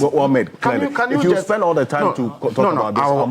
I'll come to the next issue. And so my point. You have few minutes. My point is to let Dr. Zato appreciate this. That for me, it is absolutely unacceptable, and I'm toning down for the sake of our viewers. It is unacceptable for him to come and sit here and continue. Last time he made that point, whilst I was on Zoom, that the appointment benefited you and all. I mean, that's it. I don't want to use that word. But let's move on. But the point is, I will decide on the party I want to believe I belong at appropriate time. When I decide, every Ghanaian would know. But the fact that a political appointee a president goes on to look for the right caliber of people to come and help him govern a country does not all of a sudden make those people he appoints members of his ruling party. Okay, you made that point. It doesn't. And I think that we should allow others to make this kind of, argument than we at our level making that kind of argument. You've made your point. Let's move on to the next issue. Viewers, I think that I am sorry for the outbursts, but it is because of you, I've decided to tone down. But we cannot ruin the program as we've always had it. But I think that we'll find better ways. You have apologized of addressing some of these things, and we have to look again at. I'll not recommend. I'll not make proposals publicly. But you have acknowledged you're wrong. Dr. Zato has done that as well. Let's move on to the issues. I asked a specific question, and I'll come back to you. Lawyer Martin Kpebu. No, I've not responded to the MPP thing. I spent quite some time on that. Yes. And I will do a better response when I meet you privately. The two of you have your own friendships to deal with after the show. So, look, you've spent a lot of time talking about your responses. I'm going to move on to I thought you said we had our own issues. I have no issue with him. No, you have your friendship. He's been a junior colleague. I didn't say issue. I didn't say issue. He said friendship. For example, I don't have issues with him, but it's important that sometimes you come here to do some of these things because you are not here. It is unfair. Listen to me. Please. You have made your point. You have spent your time responding to him. I'm going to move on to Lawyer Martin. When appointing authority goes on to look for people to say they are partisan, it has benefited this week, you saw what happened within the week. Talk about the MPP. No. Oh, why? No. You spent time talking about your response to him. Mm-hmm. I'll come back to the next issue, the next phase of this conversation. But your initial comments was all about your response. Yeah, but he started, and it was important that I responded. We'll respond. You go to the next issue after the second phase of the conversation. Your first and initial comments, you've exhausted your time. But Mr. Alfred, exhausted your time. It is important that you make the point that we have always been here together, and the program is not about. The program should not be destroyed by shouting. People coming here just to shout. This week, we would not allow the program to be destroyed by people coming. You are being very disrespectful. I'm sorry about that, Alfred. But we cannot reduce this program to shouting match. If you are apologizing for being disrespectful, let's maintain some. Don't use that. I don't mean to disrespect. We've been together for so many years, so don't use those things. Let's maintain some decorum. Please don't use those things. Don't use those words. We've been here together. I am saying that it's important that we don't reduce the program to shouting matches. Let's maintain some decorum. Let's maintain some decorum. Thank you. Yes. This week you've been on this particular one as well. And I remember within the week we had an off-record conversation on what the next phase of the party would be like and going forward. I mean, listening to the party make this decision, what's your own reading about this? Quickly, before we go for a quick break. Okay, so what basically it is that this is a top-down approach. That's to say the part that says that what the national executives have done is subject to what the delegates would decide, right, at a conference, national conference, right? Yeah, so people are, keen watchers are not happy that the party has done this at the top, because then it is signaling to those at the bottom to, play along. And so, and if they are going to play along, meaning that it's a way of entrenching. I'll make sure you don't come here again, because I'll make you uncomfortable. Baumia, you say it? Yes. So let's watch. Why will the MPP at the top do what they've done when they know that it is the delegates conference that's to decide? Why do you go do this at the top? Is it a way of making sure that the status quo will remain? You say, when you put everything together, what people are seeing is that this is an attempt to maintain Baumia as the flag bearer, something that would hand the NDC an easier this victory. Yeah, because the moment you put Baumia on this card again, it will make the elections, 2028 elections, a walk in the park for the NDC. Look, it's very clear that, sometimes I sit back and I look at it and I'm like, NPP, are they really serious? Baumia can't sell. Baumia can't sell in an election. Why do you think so? Oh, it's obvious. You see, he blew the opportunity when he came into government and couldn't deliver and would not apologize. And he kept looking for all manner of excuses to rationalize what he had said in opposition. You see, you were in opposition. He was being fed with information, left, right, center, and he was granting easy speeches. He came into government and saw that, look, the thing is a different ball game. He couldn't deliver. Instead of him to apologize repeatedly, because if he did, that would melt the hearts of Ghanaians. Then they'll realize that, okay, Baumia now saw that he was grandstanding when he was in opposition, but now he's been hit with the realities on the ground, that's in government, and that he would need some time to learn, etc. But he wouldn't. Then he would give another speech. I don't need 1,000 interchanges. If you give me Ghana card as against 1,000 interchanges, I'll choose the Ghana card ahead of the 1,000 interchanges. I was like, what is this?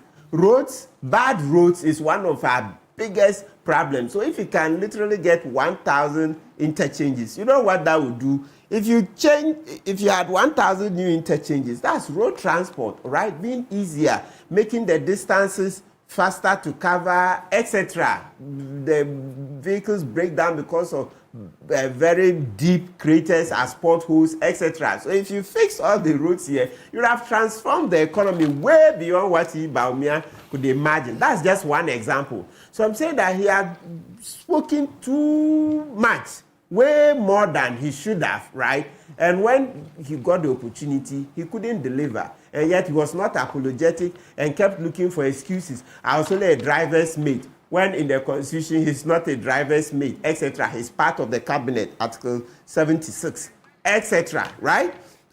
So you would see that with the way Baumia did a lot of sloganeering, all the cheap speeches he gave, etc. Ghanaians are not willing to have someone like him as president. No, he's not shown that he's the right caliber of material. No, Baumia is not the right caliber of material for president. Then who is? He still has a lot in of learning. In your own estimation, who is?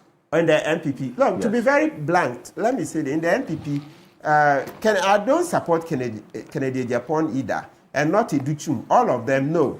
I think, look, there's a lot of wisdom in coming down to those guys in their 40s. MPP should look at the MPs, those in their 40s, and give them an opportunity. Because, look, something is very clear.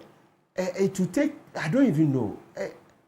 Look, MPP doesn't stand a dog's chance of winning 2028. Why? So if you are taking 1.6 million votes, it's not easy to wipe that out in one electoral cycle. Okay. 1.6 million votes. You can't get all of us suddenly angry to throw out the NDC. In any event, the past record of the NDC shows that they're a better party than the MPP, right? Except that those times people were shy of associating with the NDC, etc. But with the misgovernance that Akufo-Addo came and unleashed on us, made his family very rich. So don't know all the noise Akufo-Addo was making for 40 years. He just wanted an opportunity to come and also make his family rich, right? Mm-hmm. So if everything is done, and for the way Ghanaians have punished the MPP with about 1.6 million votes, it's not likely you can wipe all of that out in 4 years. So even if people were to get angry, you will still have at least enough votes for NDC to win the next election. So if you are choosing candidates, don't choose a candidate just for the short term 2028. No, because after 2028, if my reckoning of Bawumia's age is correct, I think Bawumia is a bit above, he will be 62 this year. I think so, right? Mm-hmm. So if you add 3 years, so by 2028, he'll be 65, right? And as I said, he doesn't stand a chance of winning 2028 elections. So by the next election, Bawumia will be about 69. Who wants a 69-year-old for a president? We are done. We are not going to try people in their upper 60s for a president. No. In 2032, you will have a younger person. No, somebody preferably not going beyond 60 years. So Bawumia will be too old by 2032. No, 69-year-old. Okay. Sorry. We are no. You see, you look at the demographics. The Gen Z and Gen Alpha, they are not going to be voting for a 69-year-old in 2032. Okay. So Bawumia, Educhim, all those guys, the same reason. They are too old.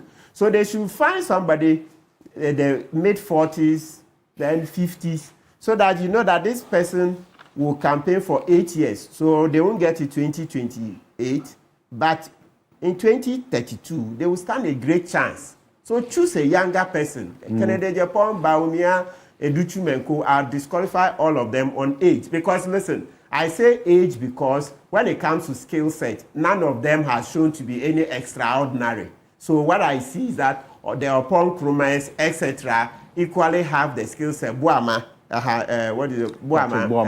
Patrick Buama and Co. So they should look there, take the younger cohort. Maybe Buama, because I think when they play the cards, because Akufo-Addo didn't do well, he's hurt the chances of any other Achim. So I think upon Krumah Achim, it will go against it. So look for an Ashanti. So it's likely Buama, etc., will make a better candidate, so that the person will stay in the queue for 8 years. So in 8 years, the person would have matured. And if 2032, there are issues, you know how Ghanaians are, we are yet to get somebody who will break the 8. So you have a better chance. But please, anybody going to 2032 above 63 years, no. The person doesn't stand a chance. Young people, it's time for us to take over this country. Enough of the old men. We are not going to allow 60s, 67, 68, 70. No. It's too much. Look, we've tried the old ones. We've seen what they've done. It's about time we tried people in their mid-40s to about mid-60s, right? Yes, not more than 63 years. Then let's see what the person will still be far stronger, healthy, and more energetic. And then also let's see what will come out of that generation. So that's my take on it. Right, and I don't know what Dr. Zato, your take will be on whether the younger generation should be. Prof, I'll come to you. The younger generation, like yourselves, you should be the focus of the party going forward. Quick one. Thank you very much. Again, in the heat of the moment, I lost my temper, and it's possible that I responded in some way. I just want to make it clear, you saw the program from the beginning. I behaved, we all behaved. But I can assure one thing. If anybody comes against my integrity, I think you apologize. Thank you. Let's so move on. I will let my distance. So I hope that we'll have a civil discussion and go forward, and let's just do that. Yes, I agree. Look, it's true.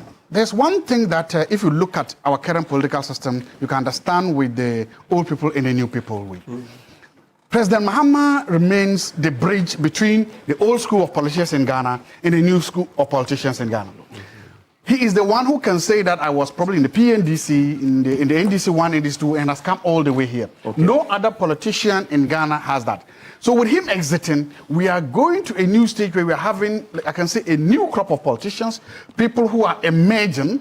These new crop of politicians do not carry the baggage of the past. They've tried to win themselves away from military dictatorship and the human rights abuses. They've tried to present themselves as what?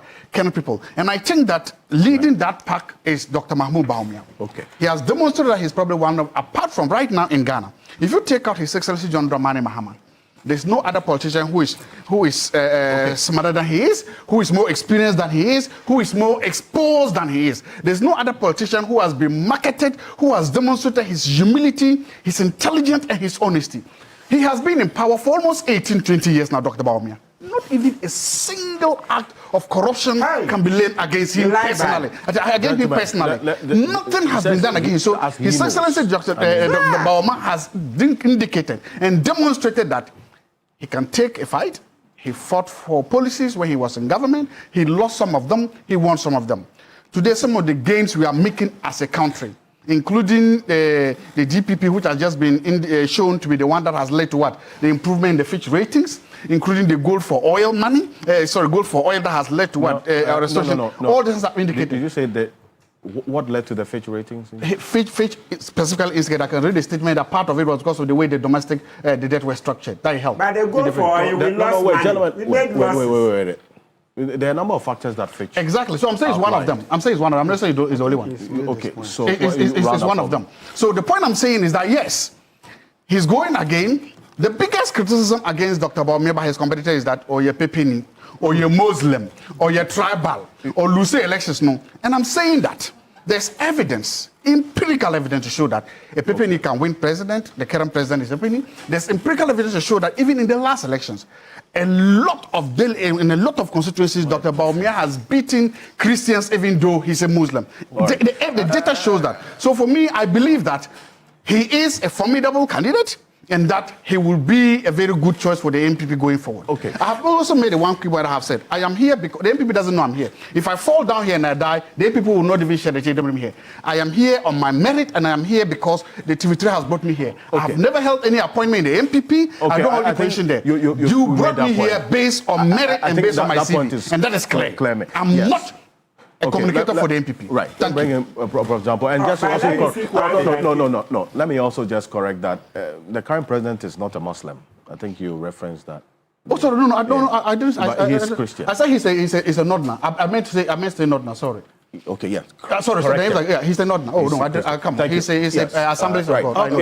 Okay, so those who are a lot of people are watching this program, and I've received like they have 2.1K thousands of messages calling on me that I should restrain myself, and then and I apologize. I have a lot of respect for viewers and those who are sending me messages, and so I'm a people's person. I will listen to you. So I will not go on the tangent, but also to make the point that we are the owners of this program and would not allow anybody to destroy it. I thought you said you were going to read something, but you wait because I'm looking at the time. Let me go on. You see, earlier on when I started my my talking here, I made mention of the fact that I joined the coalition, Ghana Coalition Against Galamsey, to write to the president. And the president, about wanting to meet him to discuss matters face to face with him, in a fight against Galamsey. And I said that the president responded to our letter, directing that the Minister of Lands must meet and then take our concerns and bring it to him for his attention and action. Now, whilst I was at it, I've received a letter. The minister has also written to invite the coalition against Galamsey on Thursday, 25th June at 11 a.m. at the ministry's conference room to look into some of these matters. Now, if you don't describe this as listening, then I don't know how else you want to describe it. Now, let's talk about MPP and what they have sought to do. You see, I have a lot of things to say, but let me just summarize everything by making the point that I have some respect for some of the people who have declared their intentions to contest on the MPP's ticket. But unfortunately, I want to let them know that they must not behave like political ostriches. As it stands now, the MPP is not ripe for any major electoral contestation in Ghana. And so all that they are doing, though they mean well, and I respect some of them, not all of them, I respect some of them, it amounts to romancing a stone. We can think about MPP contesting elections and making incursions somewhere after 2032. But for now, I think that they should spend much time in doing soul searching and rebuilding their party, positioning their party to serve as a credible opposition to the Mahama administration that is now, the next administration that would come, so that you'll be able to shape them, keep them on their toes to do the right thing. President Mahama is doing well to fight corruption. He's doing well. He's doing a lot of things, and we are demanding more.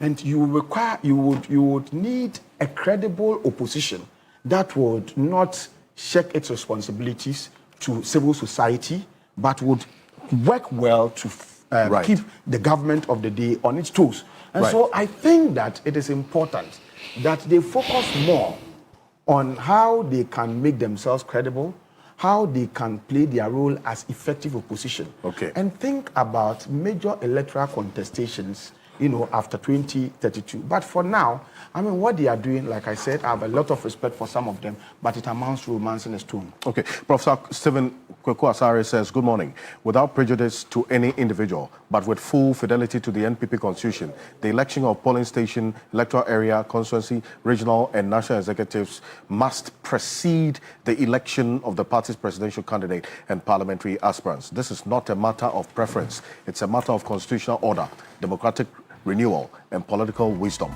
The executives and delegates who elected the flag bearer and MPs did so under a specific mandate that has now expired. They cannot assume a perpetual right to select another crop of candidates. Doing so will silence the grassroots, violate the principle of periodic renewal, and erode legitimacy. Dr.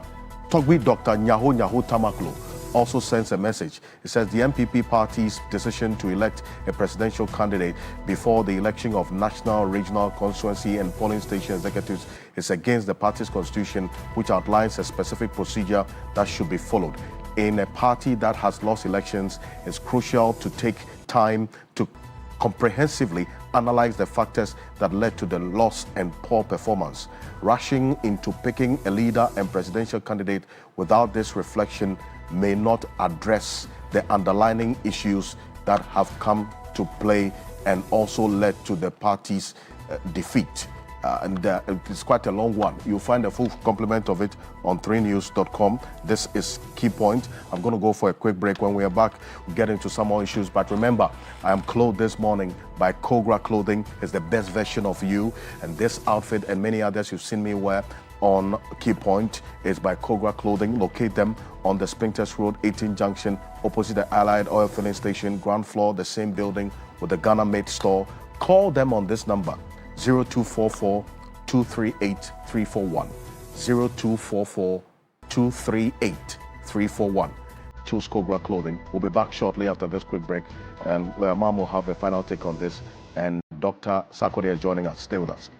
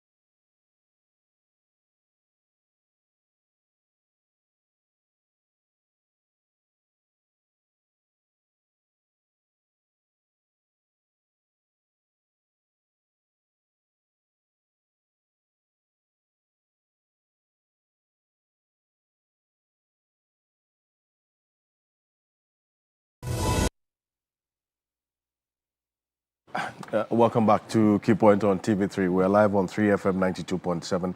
Also on TV3 Ghana on Facebook, on the Voice of London Radio in the heart of the city of London.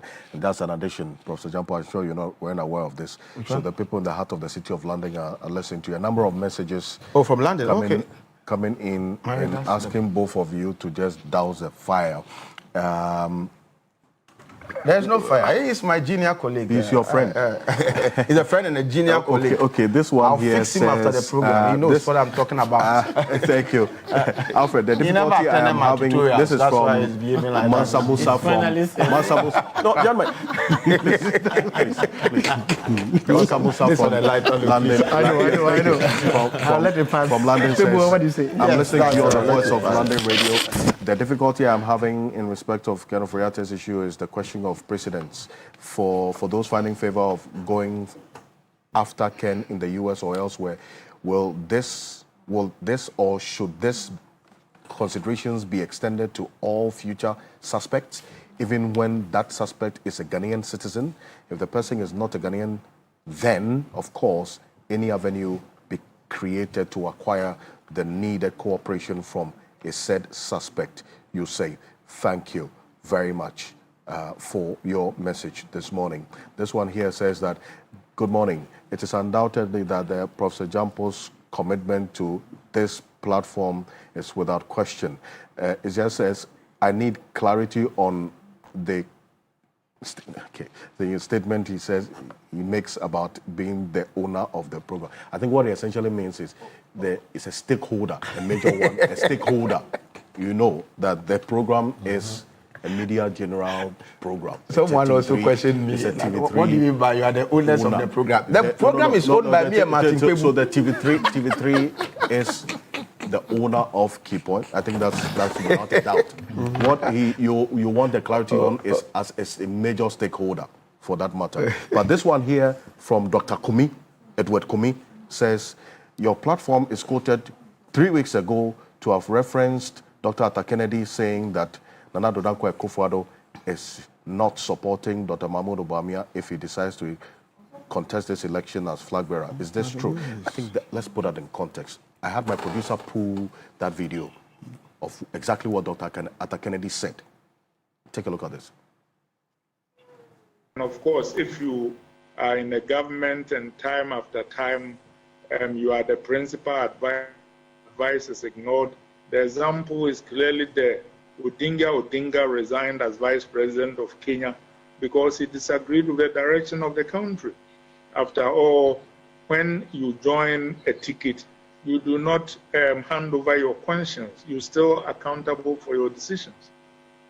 Are you saying on record that Nana Addo Dankwa Akufo-Addo is not supporting Dr. Mahmoud Bawumia anymore should he decide to contest the flag bearership in 2028? Yes, I am. You know that for sure? Yes, I do. How did you get to know this? I can't tell you that, but if it is not correct, whoever is in the know can correct me, and as events unfold, we'll see whether what I have just told you is true or not. I see, and did the person give reasons why Nana Addo has changed his mind in supporting Dr. Mahmoud Bawumia? Out of respect to the former president, I will let him lay out his reasoning himself when he's ready. But you still stand by that position that it is based on what you know, Nana Addo Akufo-Addo is not supporting Dr. Mahmoud Bawumia if he should contest as flag bearer ahead of the 2028 elections? That is correct. Well, so that's exactly what Dr. Atta Kennedy said. So, Dr. Edward Kumi, that's the response to the message that you sent earlier. Well, let me acknowledge the presence of Dr. Edu Owusu-Sarkodie. He is an economist. He's a lecturer at the University of Ghana. Member. He's a member of and the former headship of Ransom Jampo. He's a member of the University Teachers Association of Ghana. He's been patient and enjoying the conversation this morning. And that leads us to our next issue, as to how exposed we are as a country.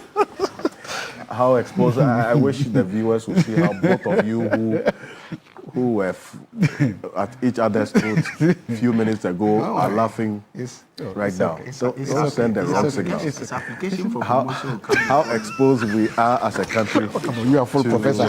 Make sure that he come for tutorials. Are you done with your friendship now? Let's move on. Okay, thank you. So we've seen a war take place, or is taking place, in Iran, between Iran and Israel. We are in this country. The impact of the Russia-Ukraine war, we've lived with it, and we're still living with aspects of it. We're barely out of it. And then we're having this Israel-Iran conflict also play out before our eyes. Imam, you've also followed this. I mean, and the fact that there's concern that we are exposed as an economy to the impact of this if it escalates, especially with the impact on crude oil prices on the world market. Government has decided to shelve the idea of imposing another levy because of this as well. What should be the thinking going forward from where you sit? Quick one. Yes, just a brief one. The expert is here to put his submissions out on it. But a quick one is that countries around the world are all worried about it. And just yesterday, there was an emergency meeting at the UN where the international body that monitors nuclear energy reactors and all that made submissions concerning the critical things happening with respect to the dispute. Now, more so to oil, because what's the name?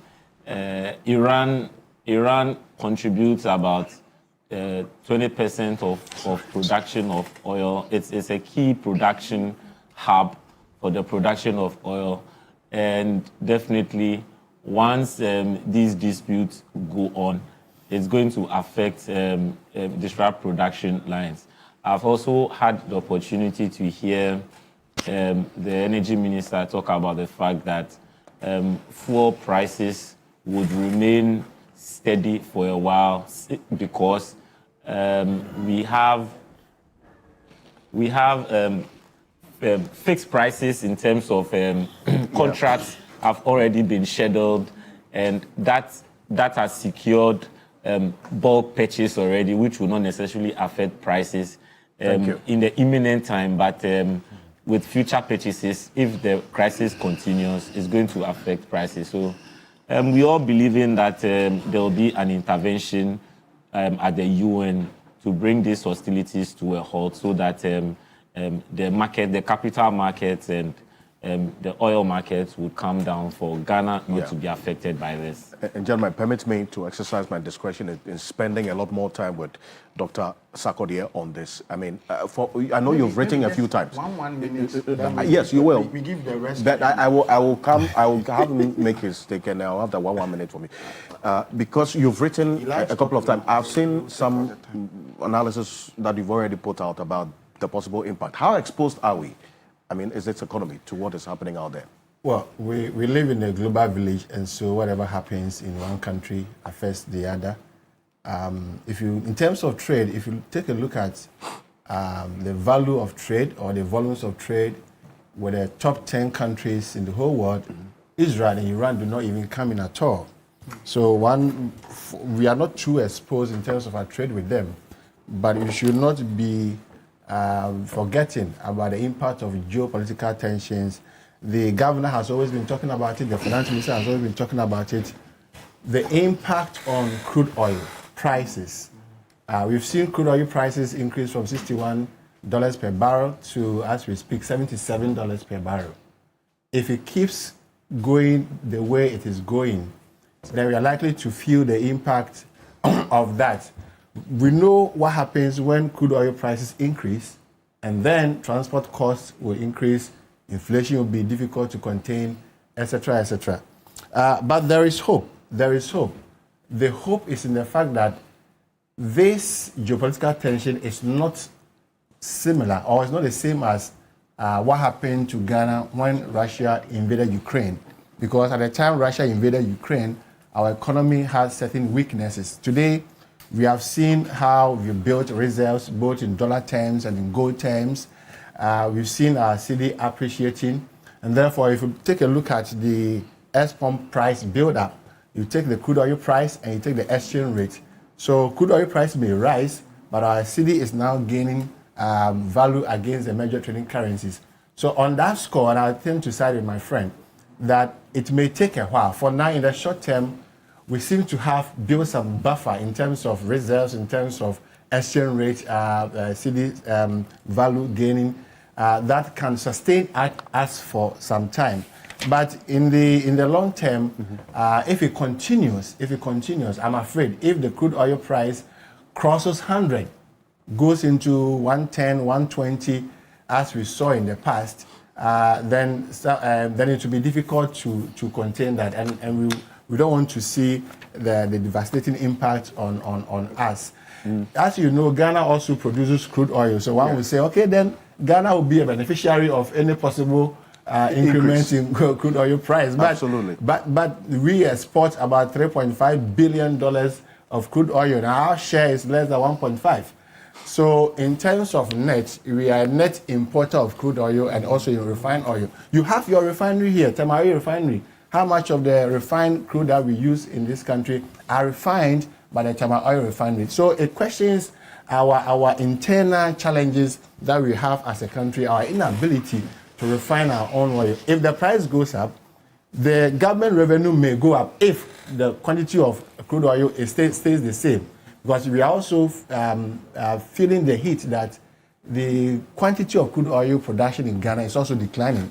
So you may have a rise in the price, but if the quantity declines, you are not getting any benefit. So, but if the quantity is the same, stays the same, and the price rises, there may be an increment in government revenue.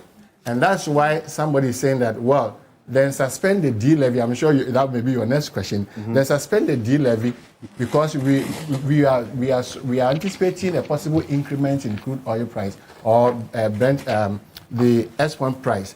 If because of that, then suspend the D levy. When you make some windfall or some gains in the possible increment in your revenue, then you can use that extra revenue to resolve whatever challenges you wanted to resolve. By the way, I do not subscribe to the D-levy as a long-term solution. Maybe it's a conversation for another day because the cracks, the weaknesses in the energy sector cannot be resolved permanently through this D-levy thing. Okay. So Alfred, for now, we may be okay. But I am afraid if the crude oil price, international crude oil price, crosses 100, and then we should be thinking of how to mitigate the possible negative impact on transport prices and general cost of living in that extent. And it takes us to the question that we have, the issue that we've always been talking about. I think, lawyer, you were here, we talked about our share in crude oil. You know, so you export so much, and it contributes 15% to your revenue. 15% to your total revenue. So you, small spark, then you are panicking, you know. But you see, that's what you asked a question about. We're not refining. What's the status of Tamayo Refinery now? That's the purpose. Yes, isn't it? Yes. I mean, to the extent that we are blessed with crude oil. Yes. And then we're only exporting, and now we are going to import finished products because we don't have a refinery that is working. Yeah. If you do the math, we are net importer of crude oil, and it's a shame on us that we have a refinery that has management, CEO. We are paying workers, and yet it's not refining even a cup of crude oil.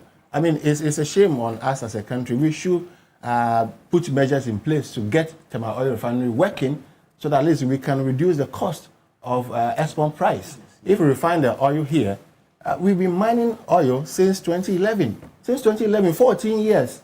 You know, is it 14 years? Yeah, 14 years down the line. 14 years down the line. 2010. Yes. So 15 years, 14, 15 years, 15 years is enough time to build a refinery that is working. We cannot be doing things as usual. Why is Nigeria able to? Just 13%. Yes, just 13%. Yes, from our oil. From our oil. I mean, if you put all minerals together, it's about 15 minutes contribution to was the. taking 70%. Of course, of course. So we should set up as a country. We cannot. God cannot bless us with all these minerals. I always tell you today, Ghana is the #1 producer of gold in the whole of Africa. The whole of Africa. Last year we produced 130 tons. Something. The 30, but that's a tick. By having added taxes. If you read other literature, they say we are about 50% when you add the taxes. No. So let me break it down. Our carried and participation interest in it is about 16%, right? Yeah. And then this is only crude oil. Yes. Then you add the taxes and royalties, you're talking about 24, 25, up to 30%. It's not up to 50. Oh, there's a paper I read. Okay, maybe there was just one time, because these things happen annually. But if you put all let's be using the 20-something%, it gives a better picture than the 30. Okay. So 16% carried and participation interest, but contribution, but the overall is around 24, 27 to 30%. But if you put all the natural resources together, the contribution to I'm not attacking only the crude oil. I'm talking about gold, I'm talking about bauxite, all the others. Their contribution to revenue is so low, like 15% to total government revenue. And I would want us not to narrow down this impact on just petrol prices or price of petroleum products at the pumps if this war escalates. Because yes, if price of petroleum products goes up at the pumps, it affects almost everything in the economy. Yes. Because it's a petrol-influenced economy, essentially. But then you look at, as well, tariffs, electricity, because about 70% of our energy mix is thermal. So we need crude to keep the thermal plants running, isn't it? Yes. And then now we're looking at gas as well, gas-powered, and government talking about building another gas plant apart from Atuabo, and so on. That's a medium to long-term plan. In the next couple of years ahead of us. What should be the thinking going forward to mitigate the possible impact of this? Because whether this war will escalate or not is not within our control. It is not, exactly. It's an external situation. So what should be the thinking going forward? You see why we should not be playing politics with external shocks. People were playing politics with the Russia-Ukraine war. Today we have Israel-Iran war staring us in the face. We should not be playing politics. For external shock, you have no control. That is why you have to put your house in order. Make sure that you manage the things that you have control internally. We just talked about oil refinery. So what should we do? I think right now, if there's any windfall in terms of government revenue for any possible increment in the crude oil, the government should use that revenue, extra revenue, to cushion Ghanaians, whether maybe use that to reduce the taxes. The government has taxes and levies on the build-up price, so they can use that extra crude oil to reduce their taxes and levies on those taxes per liter. We also have our internal domestic production, agricultural production. So if there's in terms of inflation, we have food inflation, non-food inflation. So the crude oil may impact on the non-food inflation part. What about the food inflation? We have arable land. We should be able to produce and feed ourselves, have enough production, so that even if the non-food inflation goes up, the food inflation can come down to negate the impact of that. I also am happy to see the cedi appreciation. That may absorb some of the shock right now. The way our cedi has appreciated against US dollars and against other major, that one I am happy. It may help us absorb some of the shock. Then the reserves that we have built, I think I'm also happy that we've been able to build reserves. Today we are talking about more than $10 billion reserves and about 31 tons of gold reserves. We can use some of them, to make the importation. And then also the fiscal consolidation efforts, and then also the tight monetary policies efforts from the central bank. If the government continues to be disciplined, stay to the tenets of the IMF program, with this tight fiscal, tight monetary, we may be able to cushion ourselves. So in other words, government should not be thinking of opening up now because of the possible impact from the external shock. So internally, we should be building some rock, some defense around us through our reserves, through our windfall gains in revenue, through our consolidation, the fiscal and the monetary policy, tight monetary policies. Right. These are the things that we can do internally. But the long-term solution, we should get our refinery so that in future we can refine our own oil. In a minute, Dr. Zato, 1 minute on this. Quick one. Please. Yeah, thank you. And as I said, any student of international relations knows that you are in a global village. External factors can affect you negatively. You can manage your economy as best as you can, but external factors can knock you out of the line. Right. That is what we are seeing. So, based on what Doc has just said, in fact, a point is made clear. The D levy is now a luxury levy. It's a luxury tax. Doc has just demonstrated that the people of Ghana can afford to live without the D levy. The people of Ghana can afford to live without it being imposed on them.